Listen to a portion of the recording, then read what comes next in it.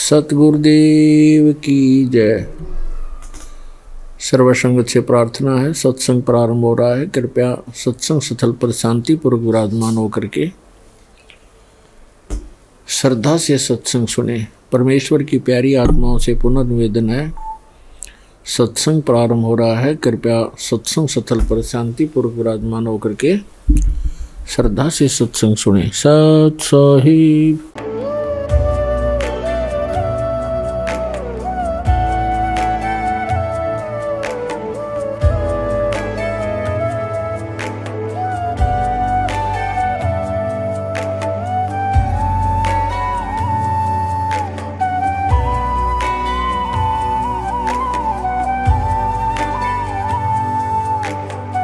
प्रभु राम देव भगवान अल्लाह खुदा ईश आदि नाम एक ही शक्ति के हैं।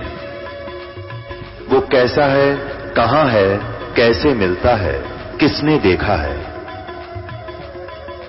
ये प्रश्नवाचक चिन्ह पूर्ण रूप से हटाने के लिए अवश्य सुनिए जगत गुरु तत्वदर्शी संत रामपाल जी महाराज के अमृत वचन, सर्व पवित्र धर्मों के पवित्र शास्त्रों के आधार पर। सतगुरुदेव की जय। बंदी छोड़ कबीर परमेश्वर जी की जय। बंदी छोड़ गरीबदास जी महाराज जी की जय। स्वामी रामदेवानंद जी गुरु महाराज जी की जय हो।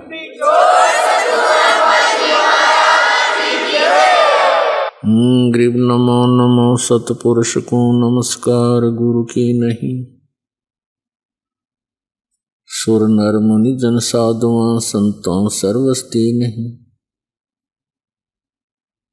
सतगुरु साहेब संत सब डंडो तुम प्रणाम। आगे पीछे मध्य हुए तिनको जा कुर्बान। नराकार निर्विषम काल जाल वैभंजनम निर्लेपम निज निर्गुणम अकल अनुपवेशोन्दनम। सोहम सुरति समापतम सकल समाना निर्तलय उज्ज्वल हिरंबर हरदमम बेपरवाह अथा है। वार पार नहीं मध्यतम गरीब जो सुमर सिद्ध होई। गणनायक गलता ना करो अनुग्रह सोई। पारस पद परवाना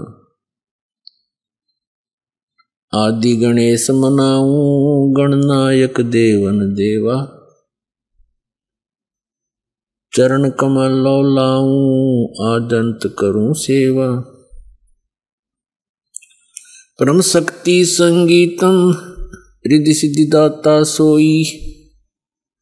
अवगत गुण अतीतम सत्य पुरुष निर्मोही। जगदम्बा जगदीशम मंगल रूप मुरारी। तन मन अर्पों शीसम भक्ति मुक्ति भंडारी। सुर नर मुनि जन ध्यावे ब्रह्मा विष्णु महेशा। शेष शेष मुख गावे पूज्य आदि गणेशा। इंद्र कुबेर सरीखा वरुण धर्म राय ध्यावे। समर्थ जीवन जी का मन इच्छा फल पावे। 33 कोटि आधारा ध्यावे 88। उतरे बहुजल पारा कट है यम की फांसी। 33 कोटि आधारा ध्यावे 88। उतरे बहुजल पारा कट है यम की फांसी।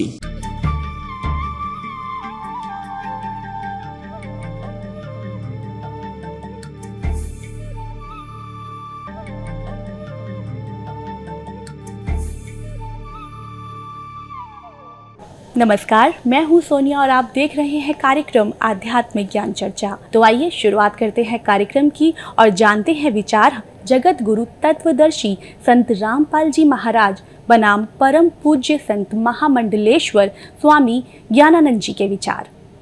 महाराज जी, आपका इष्ट देव कौन है? हमारे इष्ट अखिल कोटि ब्रह्मांड नायक जगत गुरु भगवान श्री कृष्ण हैं। श्री कृष्ण भगवान पूर्ण अवतार हैं। कृष्णस्तु भगवान स्वयं। हर पहलू इस अवतार का अपने आप में एक प्रेरणा है। कोई भी उनकी लीला लें, कोई भी उनकी भाव भंगिमा लें, वो सब कुछ जीवन की एक प्रेरणा के रूप में है। भले वो माखन चोरी की लीला हो, वो एक भाव के स्वीकार करने की लीला है, या उनकी वंशी नाद हो, वो प्रेम का एक दिव्य नाद है, या उनका गीता ज्ञान हो, वो मानव मात्र की जागृति का एक आह्वान है। और ये सब देखते हुए हमारी एक समर्पित श्रद्धा भगवान कृष्ण के प्रति इष्ट के रूप में उन्हें स्वीकारने के रूप में है। तो ये थे स्वामी ज्ञानानंद जी के विचार। और आइए अब जानते हैं आदरणीय इस्कॉन प्रमुख महम्मद दास जी के विचार। आपका इष्ट देव कौन है? हमारे इष्ट देव तो भगवान श्री कृष्ण हैं। हम तो उन्हीं के लिए जन्म जन्मांतर तक उन्हीं की सेवा के लिए आराधना करते हैं कि उनकी कृपा मिले, जिससे कि अंतिम समय जब हम प्रयाण काल होता है, जब हम शरीर छोड़ें, तो भगवान का कीर्तन करते, उनका स्मरण करते हुए हम उनके धाम में प्रवेश करें। हरे कृष्णा। ये थे आदरणीय इस्कॉन प्रमुख महम्मद दास जी के विचार। और आइए अब जानते हैं जगत गुरु तत्वदर्शी संत रामपाल जी महाराज के विचार। दंडवतम गोविंद गुरु बंधु अविजन सोए, पहले भये प्रणाम तिन नमो जो आगे होए। ग्रीव नमो नमो सतपुरुष को, नमस्कार गुरु की नहीं। सुर नर मुनि जन साधुआं, संतों सर्वसदी नहीं। सतगुरु साहेब संत सब दंडोतम प्रणाम, आगे पीछे मध्य हुए तिनको जा कुर्बान। अनंत कोटि ब्रह्मांड में बंदी छोड़ कहाए, सो तो एक कबीर हैं जननी जने नमाए। अनंत कोटि ब्रह्मांड का एक रति नई बार, सतगुरु पुरुष कबीर हैं कुल के सिरजनहार। पुण्यात्माओं, आध्यात्मिक ज्ञान इतना उलझ चुका है कि इसको सुलझाना बड़ा कठिन हो रहा है। हमारे पूज्य देव, हमारे इष्ट देव अनंत कोट ब्रह्मांड के कुल मालिक, सर्व ब्रह्मांडों के रचनहार कबीर देव जी, कबीर साहब, जो बनारस में भारतवर्ष की पावन धरती पर काशी शहर उत्तर प्रदेश में एक लहर तारा नामक तालाब के ऊपर खिले हुए कमल के फूल पर वो पूर्ण परमात्मा नवजात शिशु रूप धारण करके प्रकट हुए थे। ये हमारे पूज्य देव हैं, इष्ट देव हैं। और जो 120 वर्ष तक इस धरातल पर रहे, जुलाहे की भूमिका की, ये पूर्ण परमात्मा है, असंख्य ब्रह्मांड के सृजनहार हैं, ये पूर्ण मोक्षदायक है। पुण्यात्माओं, आज कुछ पुण्यात्माएं परमेश्वर के विषय में सुनकर अचंभित होंगे कि कबीर जी तो आज तक हमने कभी परमात्मा के रूप में नहीं सुना, क्योंकि हमने उनको एक कवि तक ही सीमित रखा हुआ था। लेकिन परमात्मा की जीवनी, उनकी लीला की कथाओं से स्पष्ट है, और साथ में पवित्र वेदों, पवित्र श्रीमद् भगवत गीता आदि सदग्रंथों से प्रमाणित है कि वो कबीर परमात्मा असंख्य ब्रह्मांड का स्वामी है। आध्यात्मिक ज्ञान इतना उलझ चुका है कि इसके सुलझाना बड़ा कठिन हो रहा है। परमेश्वर कबीर देव जी जो हमारे इष्ट देव हैं, वे स्वयं ही सत्यान देने के लिए धरातल पर आते हैं। अपने सनातन परम धाम से चलकर गति करके सहशरीर आते हैं और कुछ दिन यहाँ अपनी लीला करके सहशरीर चले जाते हैं। तो उन्होंने स्वयं ही आकर के अपनी प्यारी आत्माओं को ये यथार्थ ज्ञान बताया। उन्होंने यहाँ देखा कि कोई भी व्यक्ति, कोई भी संत, कोई भी ऋषि देव तत्व ज्ञान से परिचित नहीं है और सभी अपने अपने इष्ट को सर्वेश्वर, महेश्वर, मृत्युंजय, कालज्य, सब ब्रह्मांडों के स्वामी कह करके उनकी पूजा में लगे हुए हैं। अब परमेश्वर कबीर देव जी ने क्या कहा कि नौमन सूत उलझिया, ऋषि रहे झकमार, और सतगुरु ऐसा सुलझा दे, उलझे ना दूजी बार। कुछ श्रद्धालु, कुछ संत गुरु श्री कृष्ण जी को अनंत करोड़ ब्रह्मांड का नायक बताते हैं, ब्रह्मांडों का रचनहार बताते हैं, पूर्ण परमात्मा बताते हैं। अब जो श्री कृष्ण जी को समर्थ बताते हैं, सर्वेश्वर बताते हैं, उन्होंने लगता है सदग्रंथों का अध्ययन नहीं कर रखा, दंत कथा सुना रहे हैं। देखिएगा श्री शिव पुराण, संक्षिप्त शिव पुराण, सचित्र मोटा टाइप, गीता प्रेस गोरखपुर से प्रकाशित है ये, और संपादक हनुमान प्रसाद पोदार, प्रकाशक एवं मुद्रक हैं गीता प्रेस गोरखपुर, गोविंद भवन कार्यालय कोलकाता का संस्थान। ये इनके फोन और फैक्स नंबर है। इसके 560 पृष्ठ पे ये है उमा संहिता और पृष्ठ नंबर 560 पे, ये 561 है। यहाँ पर हम यहाँ से पढ़ते हैं।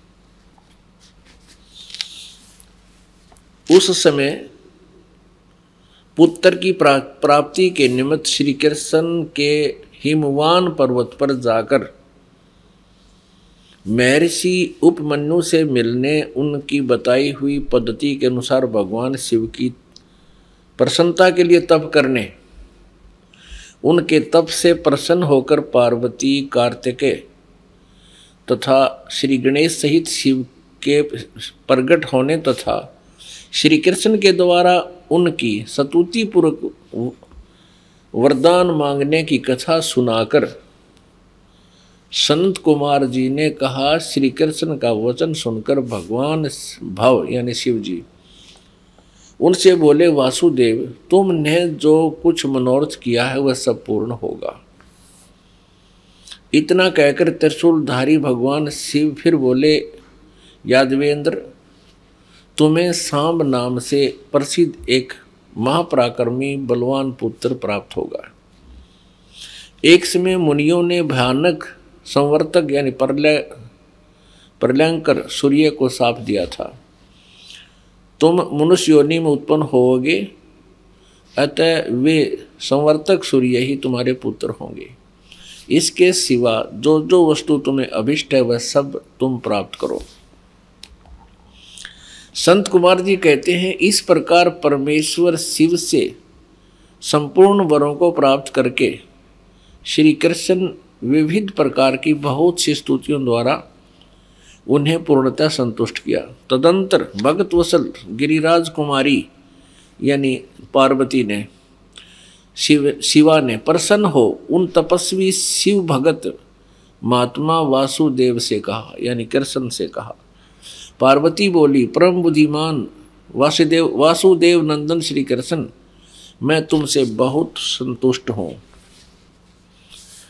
अनग तुम मुझसे भी उन मनोवांछित वरों को ग्रहण करो, भूतल पर दुर्लभ है। श्री कृष्ण ने कहा, देवी यदि आप मेरे इस सत्य तप से संतुष्ट हैं और मुझे वर दे रही है, तो मैं चाहता हूँ कि ब्राह्मणों के प्रति कभी मेरे मन में द्वेष ना हो। मैं सदा द्विजों का पूजन करता रहूं, मेरे माता पिता सदा मुझसे संतुष्ट रहें। मैं जहाँ कहीं भी जाऊं, समस्त प्राणियों के प्रति मेरे हृदय में अनुकूल भाव रहे। आपके दर्शन के प्रभाव से मेरी संतति उत्तम हो। अब पुण्यात्मा, आप इन सदग्रंथों को आंखों देखकर स्वयं निर्णय ले सकते हो कि श्री कृष्ण जी की क्या स्थिति थी, और इनको जो सर्वेश्वर, महेश्वर, अनंत कोटि ब्रह्मांड के स्वामी और इनको यानी जगत गुरु कह रहे हैं, तो वो संत नहीं, ना ही वो आध्यात्मिक गुरु, और कोई श्रद्धालु ऐसा उनके कहने से लगा हुआ है, ऐसे मानकर साधना कर रहा है, वो अपना जीवन नष्ट कर रहा है। महाराज जी, क्या श्री कृष्ण जी ही विष्णु भगवान का स्वरूप हैं? जहाँ तक बात है भगवान कृष्ण और विष्णु भगवान, विष्णु भगवान को जब हम नारायण के रूप में लेते हैं तो वहाँ भगवान कृष्ण नारायण के ही अवतार हैं, तो उस रूप में वहाँ एक रूपता है, वहाँ की भिन्नता, कहीं भेद नहीं है। तो ये थे स्वामी ज्ञानानंद जी के विचार। और आइए अब जानते हैं आदरणीय इस्कॉन प्रमुख महमंत दास जी के विचार। मैं यही आपसे जानना चाहूँगी कि श्री कृष्ण जी ही विष्णु का स्वरूप है, क्या ये सच है? ऐसा है कि अगर आप श्रीमद् भागवत पढ़ेंगे तो आपको पता चलेगा कि कृष्णस्तु भगवान स्वयं, जितने अवतार हैं उसके अवतारी श्री कृष्ण हैं। तो विष्णु, ब्रह्मा, महेश वो गुणावतार हैं भगवान कृष्ण के, अर्थात जो रजोगुण के प्रतिनिधि हैं वो ब्रह्मा जी हैं, सृष्टि को पैदा करते हैं, बनाते हैं, निर्माण करते हैं। और जो सतोगुण के प्रतिनिधि देवता हैं विष्णु भगवान, जो पालन करते हैं। और तमोगुण के प्रधान देवता हैं वो भगवान शंकर हैं, जो सृष्टि का प्रलय करते हैं। लेकिन ये तीनों के तीनों भगवान श्री कृष्ण के प्रतिनिधि हैं। मैंने जैसे आपको बताया कि ये तीनों गुणावतार हैं। सतोगुण के रूप में भगवान विष्णु पूरे सृष्टि का पालनहार हैं, पालन करते हैं। और रजोगुण के रूप में ब्रह्मा जी उसका निर्माण करते हैं, सृष्टि का निर्माण करते हैं, सृजन करते हैं। और भगवान शंकर तमोगुण के प्रतिनिधि के रूप में उसका संहार करते हैं। कहने का तात्पर्य ये है कि ब्रह्मा जी, विष्णु जी और शिव जी श्री कृष्ण जी के ही अवतार हैं। सही, सत्य बात जी। ये थे आदरणीय इस्कॉन प्रमुख महमंत दास जी के विचार। और आइए अब जानते हैं जगत गुरु तत्वदर्शी संत रामपाल जी महाराज के विचार। दंडवतम गोविंद गुरु बंधु अविजन सोए, पहले भये प्रणाम तिन नमो जो आगे होए। कुछ श्रद्धालु, कुछ संत गुरु श्री कृष्ण जी को अनंत करोड़ ब्रह्मांड का नायक बताते हैं, ब्रह्मांडों का रचनहार बताते हैं, पूर्ण परमात्मा बताते हैं। साथ में ये भी कहते हैं कि वो श्री विष्णु जी के ही अवतार थे, यानी श्री विष्णु जी ही स्वयं धरातल पर अवतरित हुए। श्री विष्णु जी सतोगुण प्रभु हैं, ये भी उन्हें स्वीकार्य है। पुण्यात्मा, किसी भी निर्णय पर पहुंचने के लिए हमने कोई आधार बनाना होगा। जिन भगवानों यानी श्री ब्रह्मा जी, श्री विष्णु जी, श्री शिव जी की हम महिमा जो मौखिक सुना करते थे, और मौखिक कथा सुनाने वाले यही कहते हैं कि श्रीमद् भागवत सुधा सागर में ऐसा लिखा है, और श्री शिव पुराण में ऐसा लिखा है, श्री विष्णु पुराण में ऐसा लिखा है, श्री देवी पुराण में ऐसा लिखा है। और उन्हें पवित्र पुराणों को आधार बता करके ये कहा करते थे कि कह रहे हैं अब भी कि ब्रह्मा विष्णु महेश अजन्मा है, इनकी जन्म मृत्यु नहीं होती। कुछ एक इतना तो मानने लग गए हैं विश्वास के ज्ञान को सुनकर कि वो सर्ग के अंत में विराट परमात्मा में लीन हो जाते हैं और फिर प्रारंभ में वो फिर प्रकट हो जाते हैं। ये इनका भ्रमित ज्ञान है, लोक वेद है, दंत कथाएं हैं, यथार्थ ज्ञान नहीं है। श्री कृष्ण जी सतोगुण प्रभु हैं। एक ब्रह्मांड के अंदर एक विभागीय मंत्री जानो, सतोगुण विभाग के एक मंत्री यानी साहेब हैं, इतने स्वामी हैं, इतने प्रभु हैं। ये अनंत कोट ब्रह्मांड के नायक नहीं हैं। इनके समांतर शक्ति श्री ब्रह्मा जी ये रजोगुण विभाग के स्वामी हैं और स्वयं भी ये रजोगुण युक्त हैं। श्री कृष्ण जी श्री विष्णु जी ये भी सतोगुण युक्त हैं, सतोगुण है ये। और इन्हीं के समांतर श्री शिव जी जो तमोगुण है, ये भी एक विभाग के मंत्री हैं एक ब्रह्मांड में। और 3 लोकों पर, पृथ्वी लोक, पाताल लोक और स्वर्ग लोक तक इन तीनों भगवानों की एक विभागीय पावर शक्ति है। इनको अनंत कोट ब्रह्मांड का स्वामी बताना, पूर्ण परमात्मा का अवतार बताना, पूर्ण परमात्मा कहना, ये भ्रमित ज्ञान है, ये लोक वेद है, यथार्थ ज्ञान नहीं है। तो पुण्यात्मा अब आपके रूबरू कराते हैं उन सदग्रंथों को जिनमें परमात्मा के विषय में लिखा हुआ है और ब्रह्मा विष्णु और शिव जी के विषय में भी उन्हीं की इतिहास में लिखा हुआ है, वो आपके रूबरू कराते हैं। श्री कृष्ण जी विष्णु अवतार थे, यानी स्वयं विष्णु जी ही श्री कृष्ण रूप में देवकी जी के गर्भ से जन्मे थे। इसका प्रमाण आपको दिखाते हैं। अब देखिएगा आपके समक्ष श्रीमद् भागवत सुधा सागर के अंदर प्रमाण दिखाते हैं। गीता प्रेस गोरखपुर से प्रकाशित है। सचित्र श्री भागवत सुधा सागर भगवान वेद व्यास कृत श्रीमद् भागवत 12 स्कंदों की सरल हिंदी व्याख्या श्लोकांक सहित सुख सागर, गीता प्रेस गोरखपुर से प्रकाशित है। इसके मुद्रक एवं प्रकाशक हैं गीता प्रेस गोरखपुर। इसके पृष्ठ नंबर 549 पे 549 पृष्ठ नंबर पर दिखाते हैं। ये देखिएगा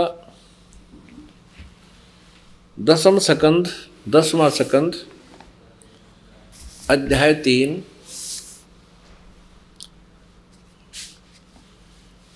सुधा, ये श्रीमद् भागवत सुधा सागर से।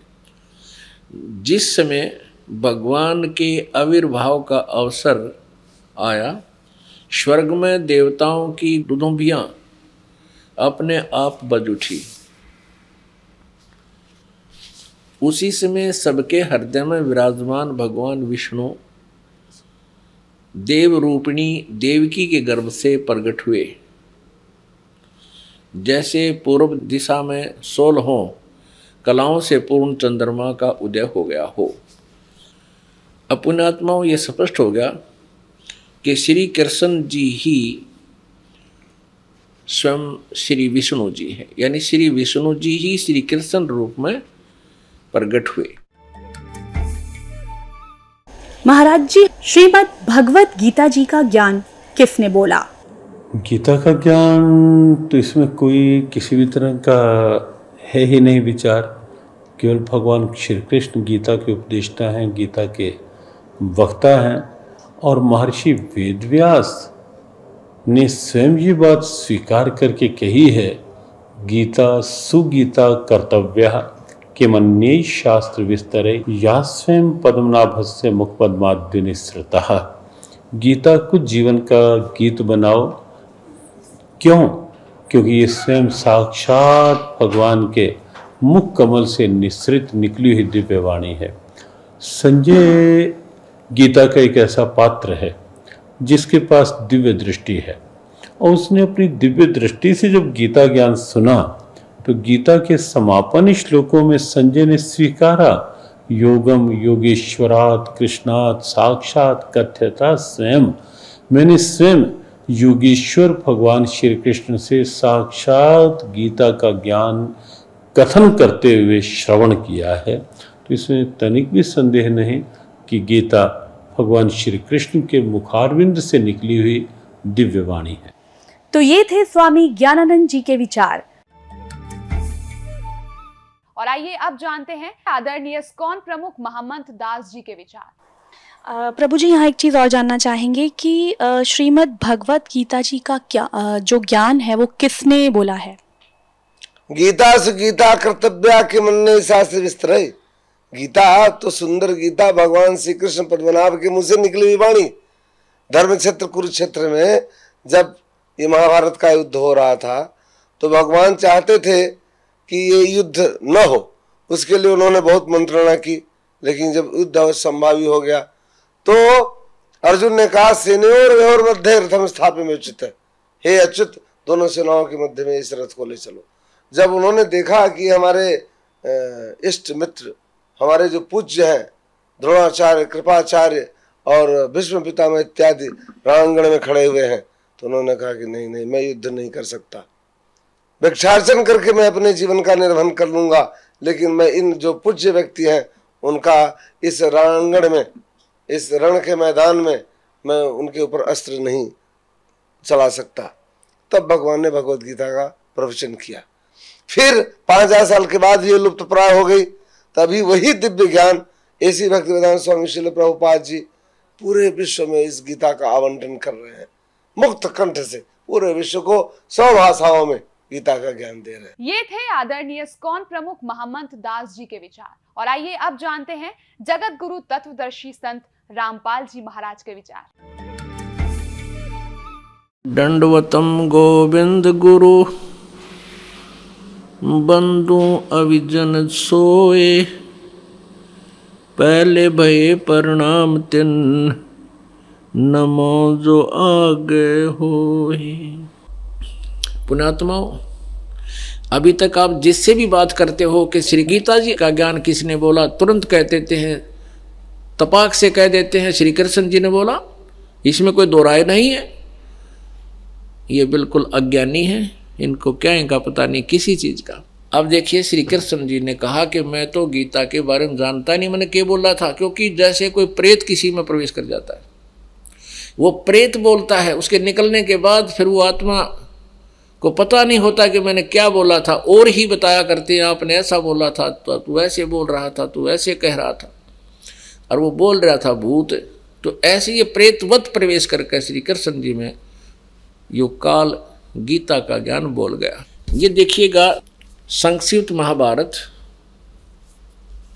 द्वितीय खंड गीता प्रेस गोरखपुर से प्रकाशित है। व्यास जी, वेद व्यास जी इसके राइटर हैं। इसके 667 पृष्ठ पे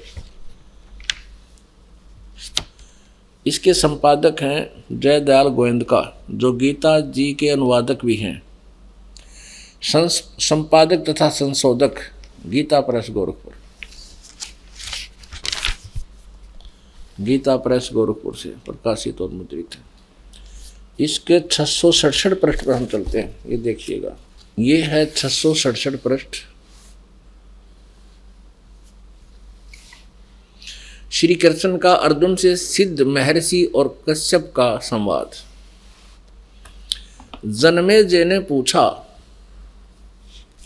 ब्रह्मन शत्रुओं का नाश होने के बाद जब महात्मा श्री कृष्ण और अर्जुन सभा में बैठकर वार्तालाप कर रहे थे, उस समय उनमें क्या क्या बातचीत हुई। वैशंपायन जी कहते हैं राजन श्री कृष्ण के सहित अर्जुन ने जब अपने राज्य का पूरा अधिकार प्राप्त कर लिया तो वे दिव्य सभा भवन में आनंद के साथ रहने लगे। एक दिन सज्जनों से घिरे हुए वे दोनों मित्र स्वेच्छा से घूमते घूमते सभा मंडप के ऐसे भाग में पहुँचे जो स्वर्ग के समान सुंदर था। पांडव नंदन अर्जुन श्री कृष्ण के साथ रहकर बहुत प्रसन्न थे।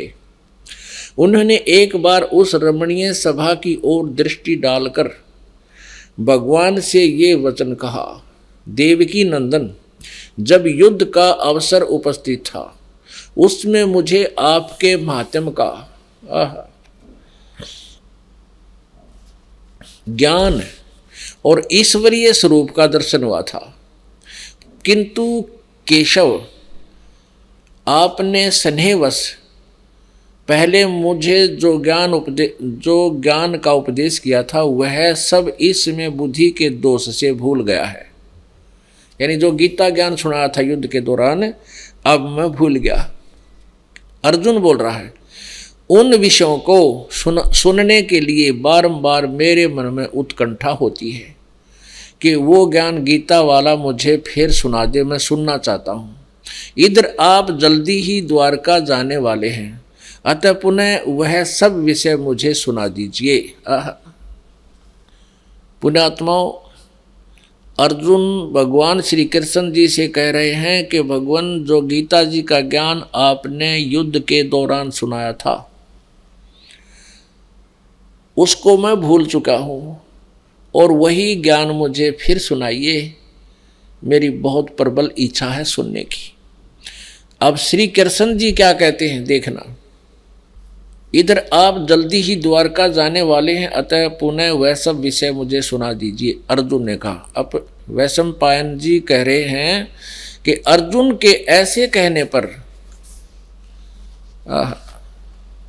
वक्ताओं में श्रेष्ठ महातेजस्वी भगवान श्री कृष्ण ने उन्हें गले से लगाकर इस प्रकार उत्तर दिया। श्री कृष्ण बोले, अर्जुन, उस समय मैंने तुम्हें अत्यंत गोपनीय विषय का श्रवण कराया था, अपने स्वरूप भूत धर्म सनातन पुरुषोत्तम तत्व का परिचय दिया था और नित्य लोकों का भी वर्णन किया था, किंतु तुमने जो अपनी नासमझी के कारण उस उपदेश को याद नहीं रखा, यह जानकर मुझे बड़ा खेद हुआ है। उन बातों का अब पूरा पूरा स्मरण होना संभव नहीं जान पड़ता। पांडव नंदन, निश्चय ही तुम बड़े श्रद्धाहीन हो, तुम्हारी बुद्धि अच्छी नहीं जान पड़ती। अब मेरे लिए उस उपदेश को ज्यों का त्यों दुहरा देना कठिन है, क्योंकि उस समय योग युक्त होकर मैंने परमात्म तत्व का वर्णन किया था। पुण्यात्माओं, अब श्री कृष्ण जी अर्जुन पर तो डांट मार रहे हैं, धमका रहे हैं कि तू बड़ा श्रद्धाहीन है, तेरी बुद्धि अच्छी नहीं है, तूने याद क्यों नहीं रखा गीता जी के ज्ञान को। और स्वयं कह रहे हैं अब मुझे वो पूरा पूरा फिर याद नहीं आ सकता। कोई बात हुई या इसे सीधे श्री कृष्ण जी ने कह का भी नहीं पता था कि गीता में मैंने बोला क्या है। पुण्यात्माओं, अब ये दास सत्संग कर रहा है जिस विषय पर, और आप सुन रहे हो, जो प्रथम बार इस ज्ञान को सुनेगा उसको 20% याद रहेगा मुश्किल से। और मैं वक्ता हूँ, अपनी होश में बोल रहा हूँ, तो मुझसे कभी सुन लेना, उसी समय सुना दूंगा, क्योंकि मैं अपने होश में बोल रहा हूँ। और आप मुझसे पूछो कि वो सुनाना वो विषय जो उस दिन सुनाया था, और मैं कहूँ तुमने याद क्यों नहीं रखा, मुझे याद नहीं, इससे सिद्ध है कि मैंने बोला ही नहीं। यानी किसी और कोई भूत बोल गया मेरे अंदर आकर के, तब मैं ऐसी बातें कह सकता हूँ। तो ऐसे ही श्री कृष्ण जी में काल बोल रहा था। ये काल कौन है? ये 21 ब्रह्मांड का स्वामी है, ब्रह्मा विष्णु महेश का पिता है, दुर्गा इसकी पत्नी है, ब्रह्मा विष्णु महेश की माता दुर्गा है। ये काल जो है, इसने गीता जी अध्याय नंबर 4 के श्लोक नंबर 5 और 9 में ये स्पष्ट किया है कि अर्जुन तेरे और मेरे बहुत जन्म हो चुके, तू नहीं जानता, मैं जानता हूं। मेरे जन्म और कर्म अलौकिक हैं, दिव्य हैं। अब कैसे कर्म दिव्य हैं? अब जैसे श्री कृष्ण में प्रवेश करके भूत की तरह, प्रेत की तरह अपना उल्लू सीधा कर गया, नाश करवा दिया।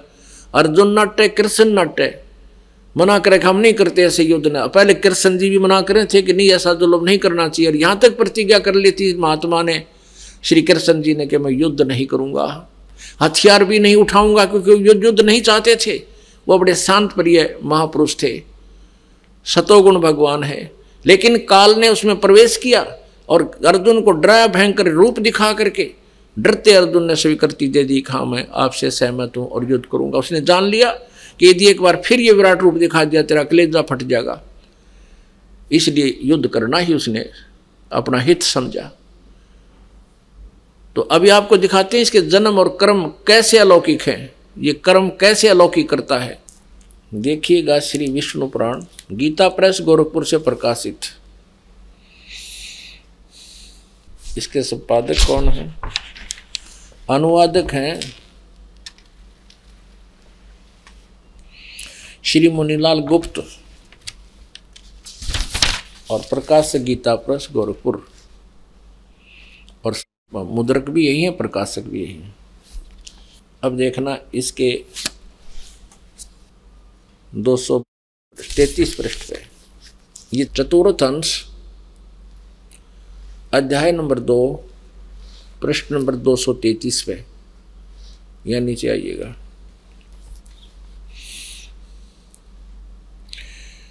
ये श्लोक नंबर 22 से लेकर 26 तक हम पढ़ेंगे। पूर्व काल में त्रेता युग में एक बार अति भीषण देव असुर संग्राम हुआ, देवताओं और राक्षसों का युद्ध हुआ।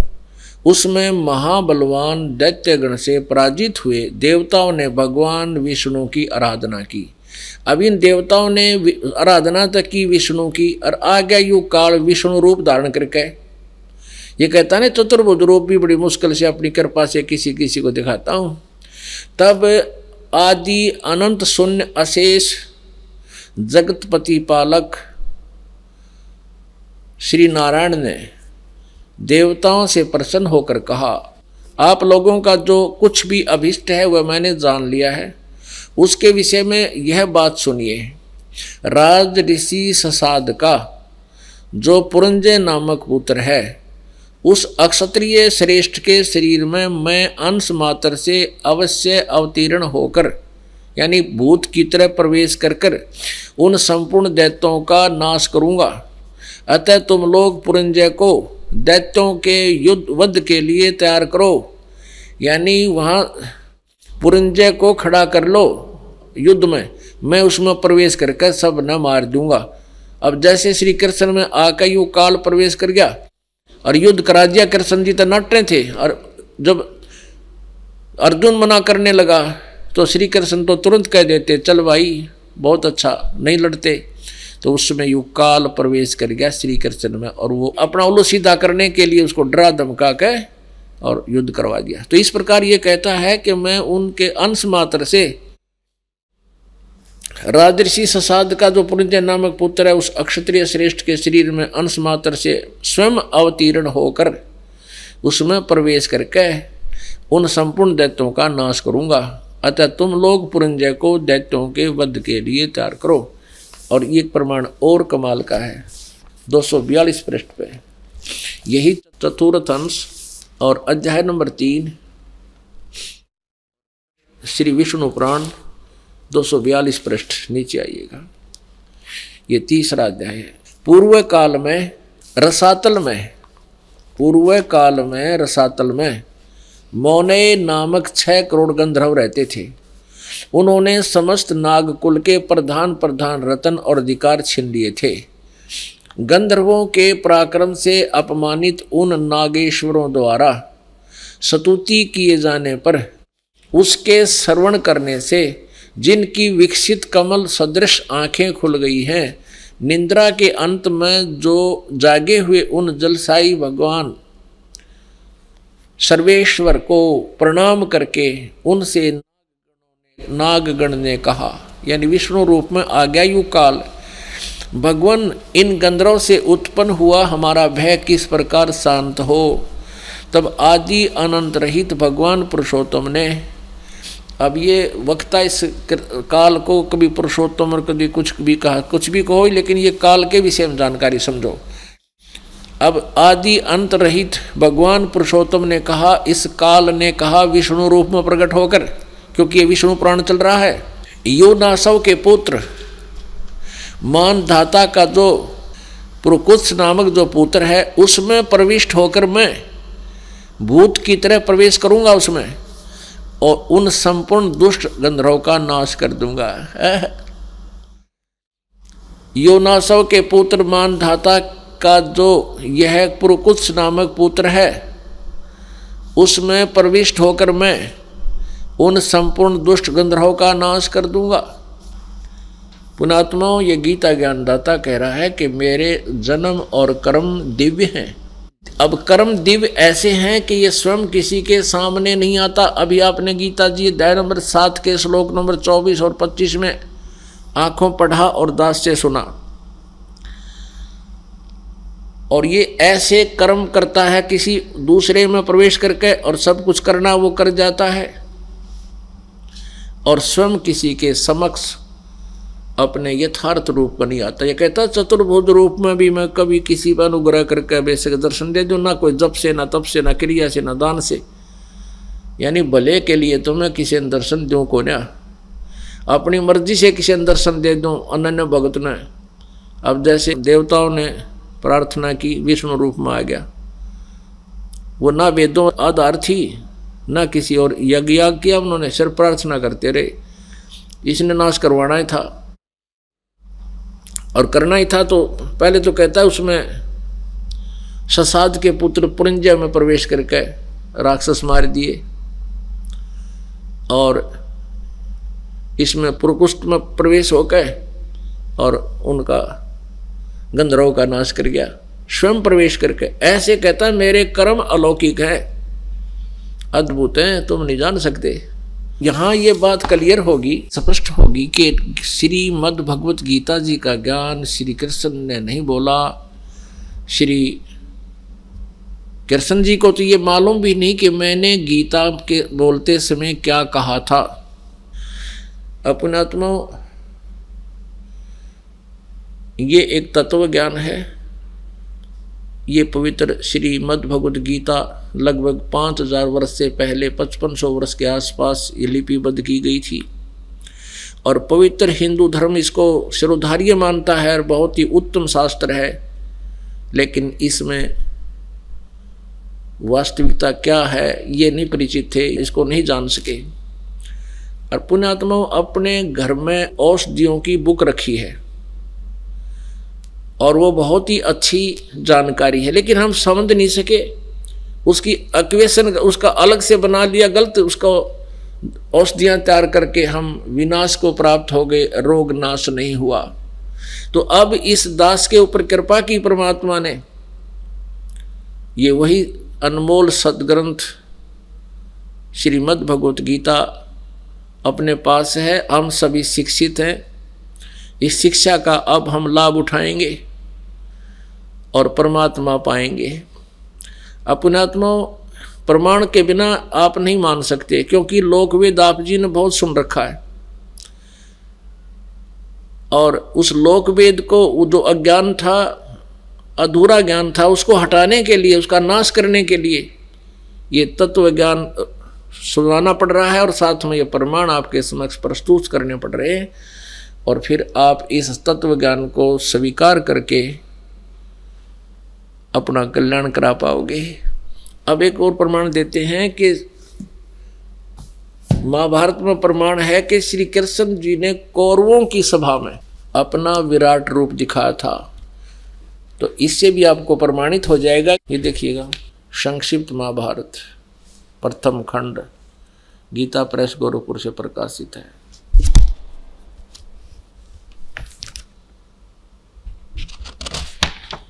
इसके वही संपादक हैं जयदयाल गोविंद का अनुवादक भी, संशोधक और संपादक, और गीता प्रेस गोरखपुर से प्रकाशित है।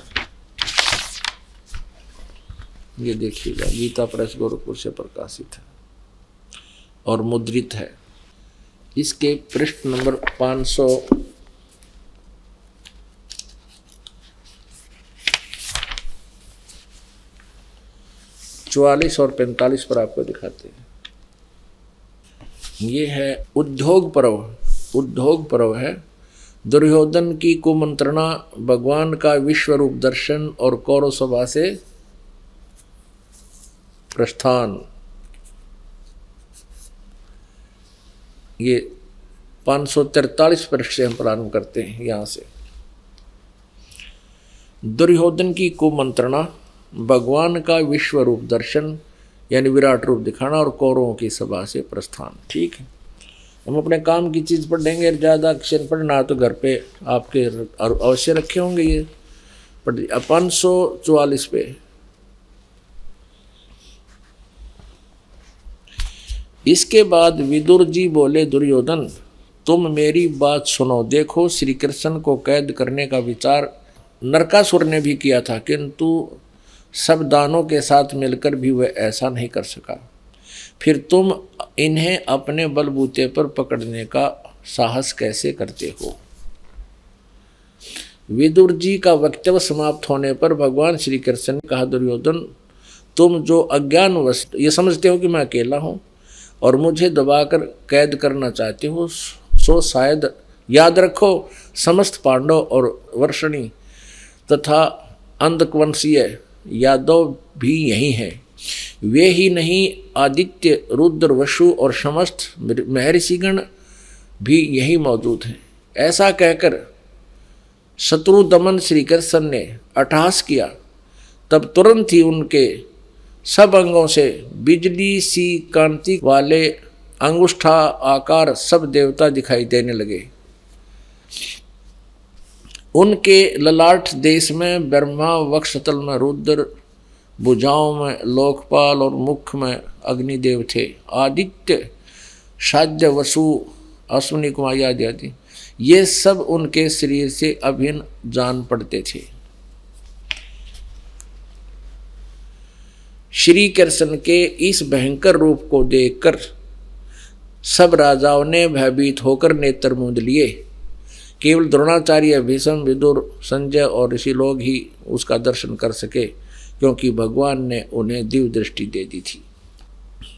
पुण्यात्माओं, अभी तक आप जिससे भी बात करते हो कि गीता जी का ज्ञान किसने बोला, तुरंत कह देते हैं, तपाक से कह देते हैं श्री कृष्ण जी ने बोला। इसमें कोई दो राय नहीं है। ये बिल्कुल अज्ञानी है, इनको क्या इनका पता नहीं किसी चीज का। अब गीता जी अध्याय नंबर 11 के श्लोक नंबर 47-48 में यदि श्री कृष्ण जी गीता बोल रहे होते, ये शब्द नहीं कहते कि अर्जुन ये मेरा वास्तविक विराट रूप आज से पहले, तेरे से पहले किसी ने कभी नहीं देखा, और न ही आगे ये किसी यज्ञ से, तप से, जप से, दान से, धर्म से, क्रिया से ये नहीं देखा जा सकता, ना वेदों में वर्णित विधि से भी नहीं देखा जा सकता। इति सिद्धम कि श्री गीता जी का ज्ञान नहीं बोला श्री कृष्ण भगवान, ये तो काल ने बोला। तो पुण्यात्माओं, ये जितने भी हिंदू धर्म के ब्राह्मण, गुरु, ऋषि, महर्षि थे और वर्तमान में हैं, ये सभी अज्ञानी थे। ये धार्मिक टीचर कहलाते थे, लेकिन अपने सिलेबस से परिचित नहीं थे। जो टीचर अपने सिलेबस से परिचित नहीं है, अपने पाठ्यक्रम की पुस्तकों में लिखे विवरण से परिचित नहीं है, तो वो टीचर व्यर्थ है, वो ठीक नहीं, वो अध्यापक ठीक नहीं, वो विद्यार्थियों का नाशक है, उनके जीवन को व्यर्थ कर रहा है। ठीक ऐसा ही आचरण, ऐसा ही व्यवहार अभी तक के हिंदू गुरुओं का था, रहा।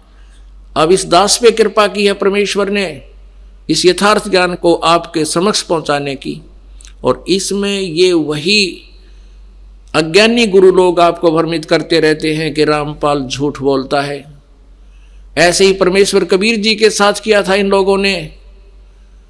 आज से 600 वर्ष पहले लगभग जो परमात्मा सन 1398 से 1518 तक यही लीला करके गए थे, ये तत्व ज्ञान समझाया करते थे, जो आज दास आपको बता रहा है और सभी सदग्रंथों में प्रमाणित है। उस समय के ब्राह्मण, गुरु, ऋषि जितने भी अपने रोजी रोटी चला रहे थे, वो परमात्मा से एकदम खिन्न हुए और पूरे समाज को भगवान का विरोधी बना दिया था कि कबीर तो अशिक्षित है, ये झूठा है, ब्रह्मा विष्णु महेश के विषय में ये गलत ऊटपटांग बातें करता है, ये वेदों और गीता और पुराणों से परिचित नहीं है क्योंकि इसको अक्षर ज्ञान नहीं है, ये संस्कृत भाषा नहीं जानता। तो उस समय तो हमारे जो पूर्वज थे, भोले भाले थे, अशिक्षित थे, उन्होंने इन चतुर लोगों की, इन गुरुओं की बातों को मान लिया कि कबीर जी शिक्षित नहीं है, इसलिए वेदों और गीता के ज्ञान से शायद अपरिचित ही होंगे। और ये गुरु लोग जो संस्कृत जानते हैं और सभी शास्त्र संस्कृत भाषा में लिपिबद्ध हैं, इसलिए इनकी दाल गली रही।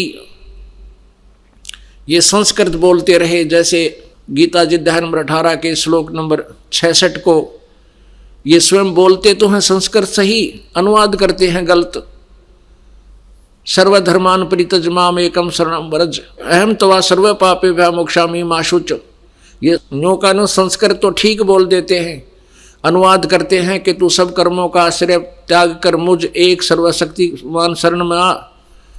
अरे व्रज माने जाना होता, आना नहीं होता। ऐसे ही आप जी को भ्रमित कर रहे हैं। इन अज्ञानियों से आपने स्वयं निपटना है, इनसे दूर हटना है और यथार्थ ज्ञान को पहचानना है। निरंजन धन तेरा दरबार, निरंजन धन तेरा दरबार, जहाँ पर तनिक ना न्याय विचार। वैसा उड़ मुल मुल खासा गल मोतियों के आर, वैसा उड़ मुल मुल खासा गल मोतियों के आर। पतिव्रता को मिले न खादी, ये सूखा नरस आहार, निरंजन धन तेरा दरबार, निरंजन धन तेरा दरबार, जहाँ पर तनिक ना न्याय विचार। पाखंडी की पूजा जग में संत को कहें लबाड़, पाखंडी की पूजा जग में संत को कहें लबाड़। अज्ञानी को परम विवेकी, ज्ञानी को मूढ़ गंवार, निरंजन धन तेरा दरबार, निरंजन धन तेरा दरबार, जहाँ पर तनिक न न्याय विचार। कह कबीर सुनो भाई साधो, यहाँ सब उल्टा व्यवहार। कह कबीर सुनो भाई साधो, यहाँ सब उल्टा व्यवहार।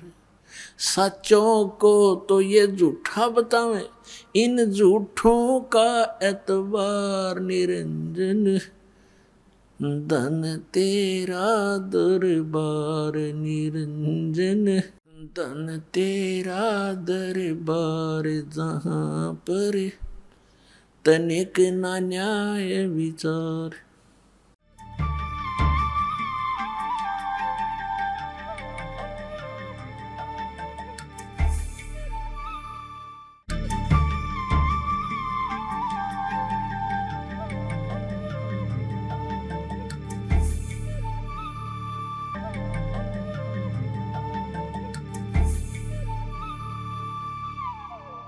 नमस्कार, मैं हूं सोनिया और आप देख रहे हैं कार्यक्रम आध्यात्मिक ज्ञान चर्चा। तो आइए शुरुआत करते हैं कार्यक्रम की और जानते हैं विचार जगत गुरु तत्वदर्शी संत रामपाल जी महाराज बनाम परम पूज्य संत महामंडलेश्वर स्वामी ज्ञानानंद जी के विचार। महाराज जी, आपका इष्ट देव कौन है? हमारे इष्ट अखिल कोटि ब्रह्मांड नायक जगत गुरु भगवान श्री कृष्ण हैं। श्री कृष्ण भगवान पूर्ण अवतार हैं। कृष्णस्तु भगवान स्वयं। महाराज जी, हमने सुना है कि ब्रह्मा, विष्णु और महेश भी किसी और की साधना करते हैं। ब्रह्मा, विष्णु, महेश सृष्टि के उत्पत्ति करता या सीधे शब्द कहें कर्ता, भर्ता, हर्ता के रूप में वो हैं। और मूल क्योंकि परमात्मा है तो इसलिए ब्रह्मा, विष्णु और शिव भी उस भगवान की आराधना करते ही हैं। महाराज जी, आपसे जानना चाहते हैं कि क्या ब्रह्मा जी, विष्णु जी, महेश जी की जन्म और मृत्यु होती है? जन्म और मृत्यु शब्द तो नहीं लगा सकते उनके साथ, लेकिन ये निश्चित है कि कहीं ना कहीं उनकी आयु सीमा है।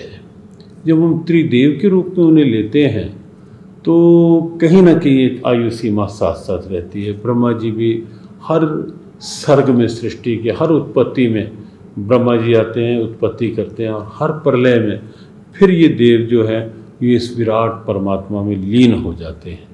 तो इसलिए जन्म और मृत्यु शब्द नहीं, सर्ग और उसके पश्चात उस विराट परमात्मा में एक रूपता, लय होने की स्थिति वो साथ साथ है। तो ये थे स्वामी ज्ञानानंद जी के विचार। और आइए अब जानते हैं आदरणीय इस्कॉन प्रमुख महंत दास जी के विचार। क्या ब्रह्मा, विष्णु, महेश भी किसी और इष्ट की साधना करते हैं? देखिए, ये तीनों के तीनों भगवान श्री कृष्ण का ही स्मरण करते हैं। प्रभु जी, यहाँ मैं जानना चाहूंगी कि ब्रह्मा, विष्णु, महेश की भी मृत्यु होती है? वो एक विशिष्ट मूर्ति है। ब्रह्मा, विष्णु और जो शंकर हैं, ब्रह्मा की तो मृत्यु होती है, उनका भी जीवन काल है। तो कहने का तात्पर्य ये है कि भगवान चाहे ब्रह्मा हो, विष्णु हो, महेश हो, इनकी भी मृत्यु संभव है? नहीं, विष्णु की मृत्यु नहीं होती है और शंकर भी अमर है। ब्रह्मा, इन तीनों गुणों में जो ब्रह्मा का रिप्रेजेंटेशन है, शास्त्रों के आधार पर यह निश्चित किया गया है कि उनका समय निश्चित है।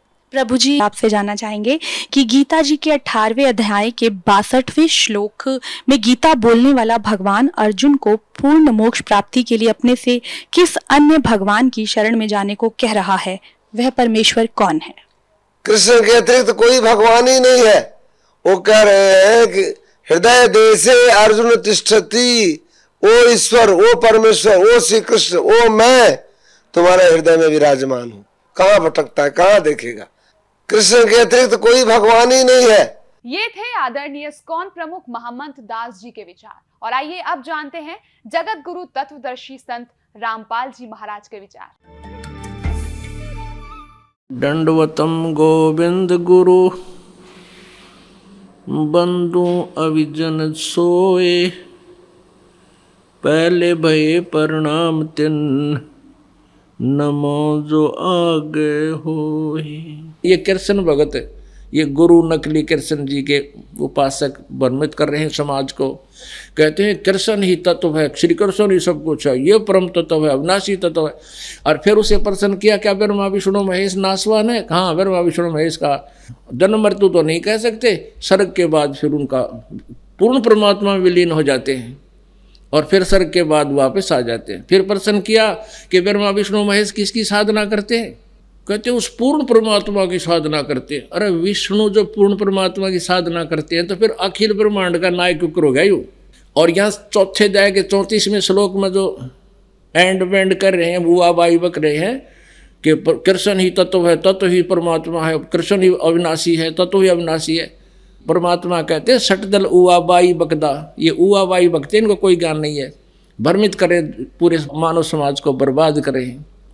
तो पुण्यात्माओं, इस प्रकार हमने परमात्मा सच्चिदानंद घन ब्रह्म की वाणी को, जो उन्होंने स्वयं आकर के कबीर देव रूप में, धानक कबीर रूप में, जुल्हा कबीर रूप में बनारस में बोली, धर्मदास साहेब जी ने, उनकी प्यारी आत्मा ने, जिनको परमात्मा मिले थे, उन्होंने लिपिबद्ध किया। उसके अंदर ये विशेष रहस्य और सब ज्ञान प्रमाणित है।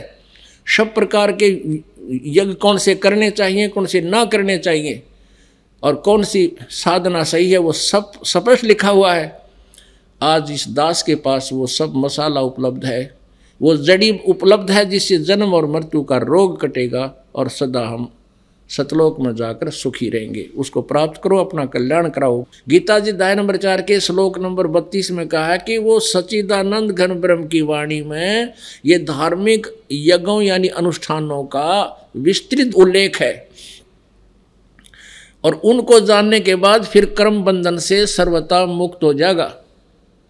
उस ज्ञान को अब चौथे अध्याय के 33वें श्लोक में कहा है कि भाई दर्व यज्ञ से, यानी आंख मीच के कि मंदिर का लठगटवा दिया, कि को दान धर्म कर दिया, कि भंडारे करवा दिए, कि कांबड़ बांट दिए।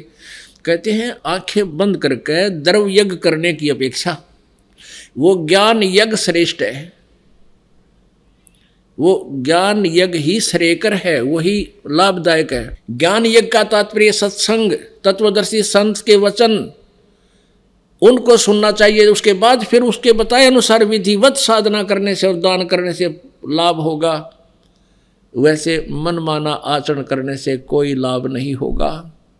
अब वो तत्व ज्ञान, वो सच्चिदानंद घन ब्रह्म की वाणी चौथे अध्याय के 32वें श्लोक में जिसके विषय में कहा गया है, वो सच्चिदानंद घन ब्रह्म के मुख से बोली गई है, वो कबीर वाणी चौथे अध्याय के 34वें श्लोक में कहा है। उस तत्व ज्ञान को, वो तत्व ज्ञान है, तत्वदर्शी संतों के पास जाकर संबंध। उस तत्व ज्ञान से तो गीता ज्ञानदाता यानी ब्रह्म भी अपरिचित है, वो अल्पज्ञ है, वो कंप्लीट ज्ञान नहीं रखता। नहीं तो 4 बात और लिख दो, जब 18 अध्याय बोले ये भी कह दो ये बात है, उसमें ये ज्ञान है, ऐसा है नहीं, उसको पता नहीं। ये कृष्ण भगत, ये गुरु नकली कृष्ण जी के उपासक भ्रमित कर रहे हैं समाज को। कहते हैं कृष्ण ही तत्व है, तत्व ही भगवान है, भगवान ही सब कुछ है, श्री कृष्ण ही सब कुछ है, ये परम तत्व है, अविनाशी तत्व है। गीता ज्ञानदाता ने गीता जी अध्याय नंबर 4 के श्लोक नंबर 25 से लेकर 31 तक बताया है कि कोई देवताओं की पूजा करता है और कोई यज्ञ करता है, कोई स्वाध्याय ही करता है, कोई तीक्ष्ण अहिंसावादी व्रत करता है, जैसे मुंह पर पट्टी बांध ली, नंगे पांव घूमते हैं। ये सभी साधना करने वाले साधक अपनी अपनी साधनाओं को पाप नाशक मानते हैं, पाप नाशक जानते हैं। यदि उनको ये पता लग जाए ये पाप नाशक नहीं है, ये मोक्षदायक नहीं है, तुरंत त्याग देंगे। लेकिन जो साधना कर रहा है उसको अच्छी मानकर, श्रेष्ठ मानकर ही कर रहा है। श्रीमद् भगवत गीता अध्याय नंबर 4 के श्लोक नंबर 32 में कहा है कि जो साधनाएं अभी मैंने 25 से लेकर 31 तक तुम्हें बताई, इस तरह की साधनाएं यज्ञ यानी धार्मिक अनुष्ठान, यज्ञ माने धार्मिक अनुष्ठान, ब्रह्मणे मुखे सच्चिदानंद घन ब्रह्म की वाणी में, यानी कबीर वाणी में, सच्चिदानंद घन ब्रह्म की वाणी में, परमेश्वर की वाणी में, तत्व ज्ञान में विस्तार से कहे गए हैं। उनको जानने के बाद फिर पूर्ण रूप से सभी पापों के कर्मों के बंधन से मुक्त हो जाएगा।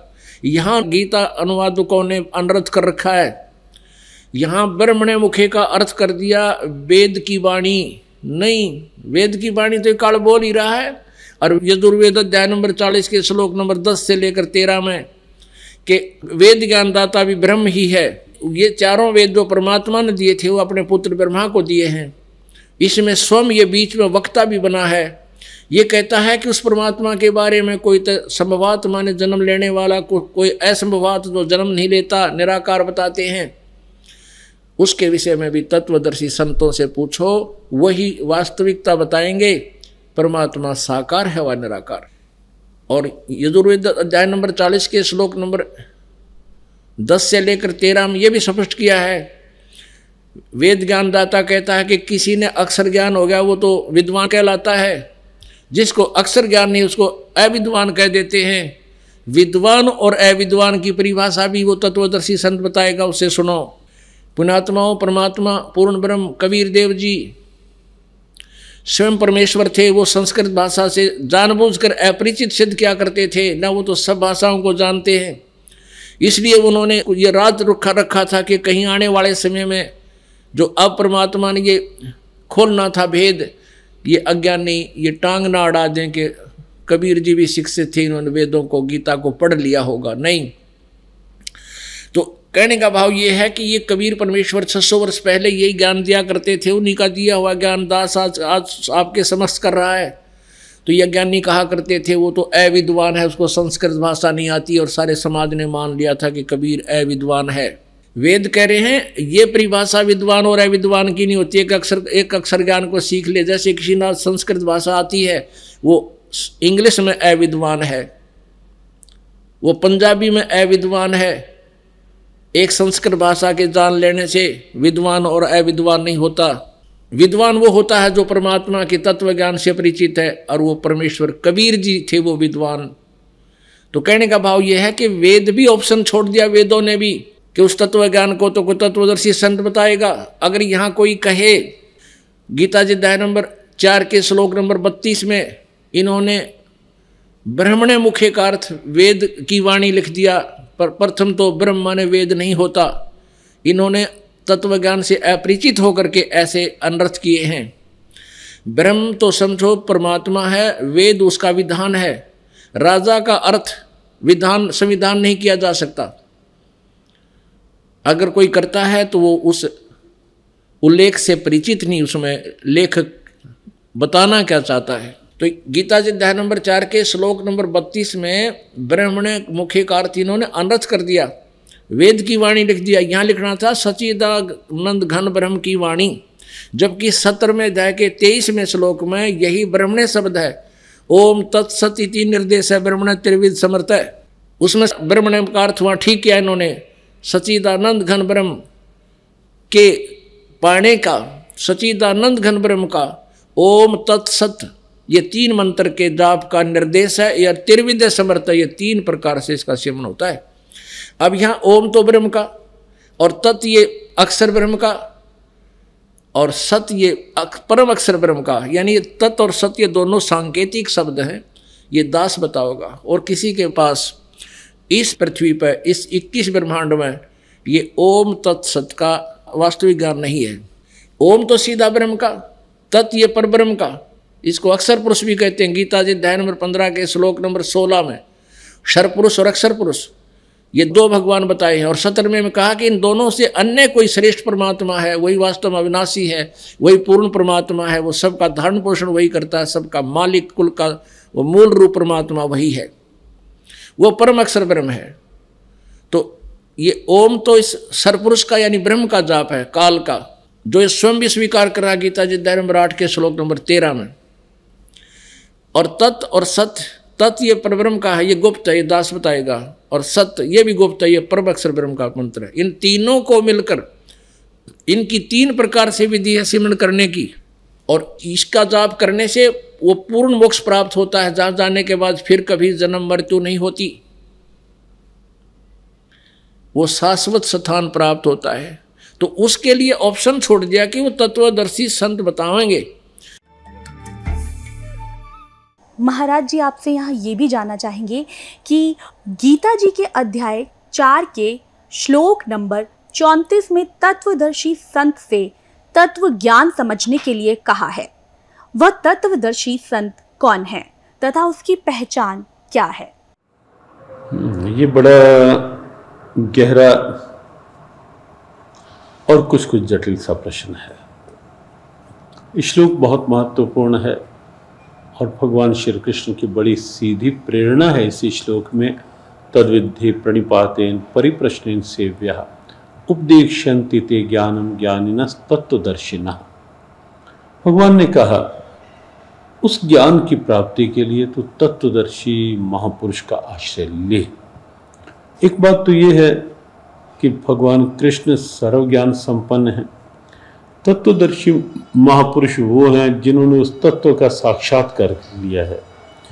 तत्व स्वयं परमात्मा है, स्वयं परमात्मा श्री कृष्ण हैं। श्री कृष्ण ये वाणी बोल रहे हैं, लेकिन फिर भी एक परंपरा का निर्वाह कर रहे हैं कि महापुरुषों के द्वारा ये ज्ञान मिलेगा, गुरु परंपरा से ये ज्ञान मिलेगा।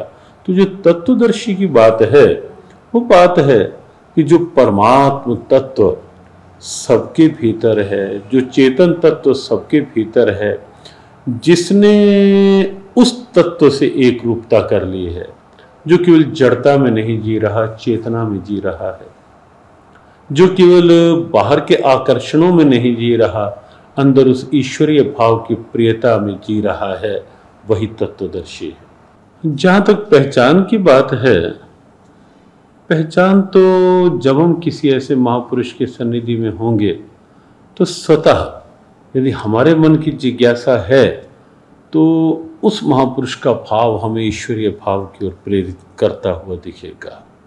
उस महापुरुष की सन्निधि से हमारे भीतर की बुराइयों का दमन होता दिखेगा, भीतर की अच्छाइयाँ प्रकट होती दिखेंगी और हमें भी लगेगा कि इस महापुरुष की स्थिति, आनंद, सहजता हमें भी उस दिव्यता की ओर, उस तत्व की ओर आकर्षित करती हुई दिखेगी।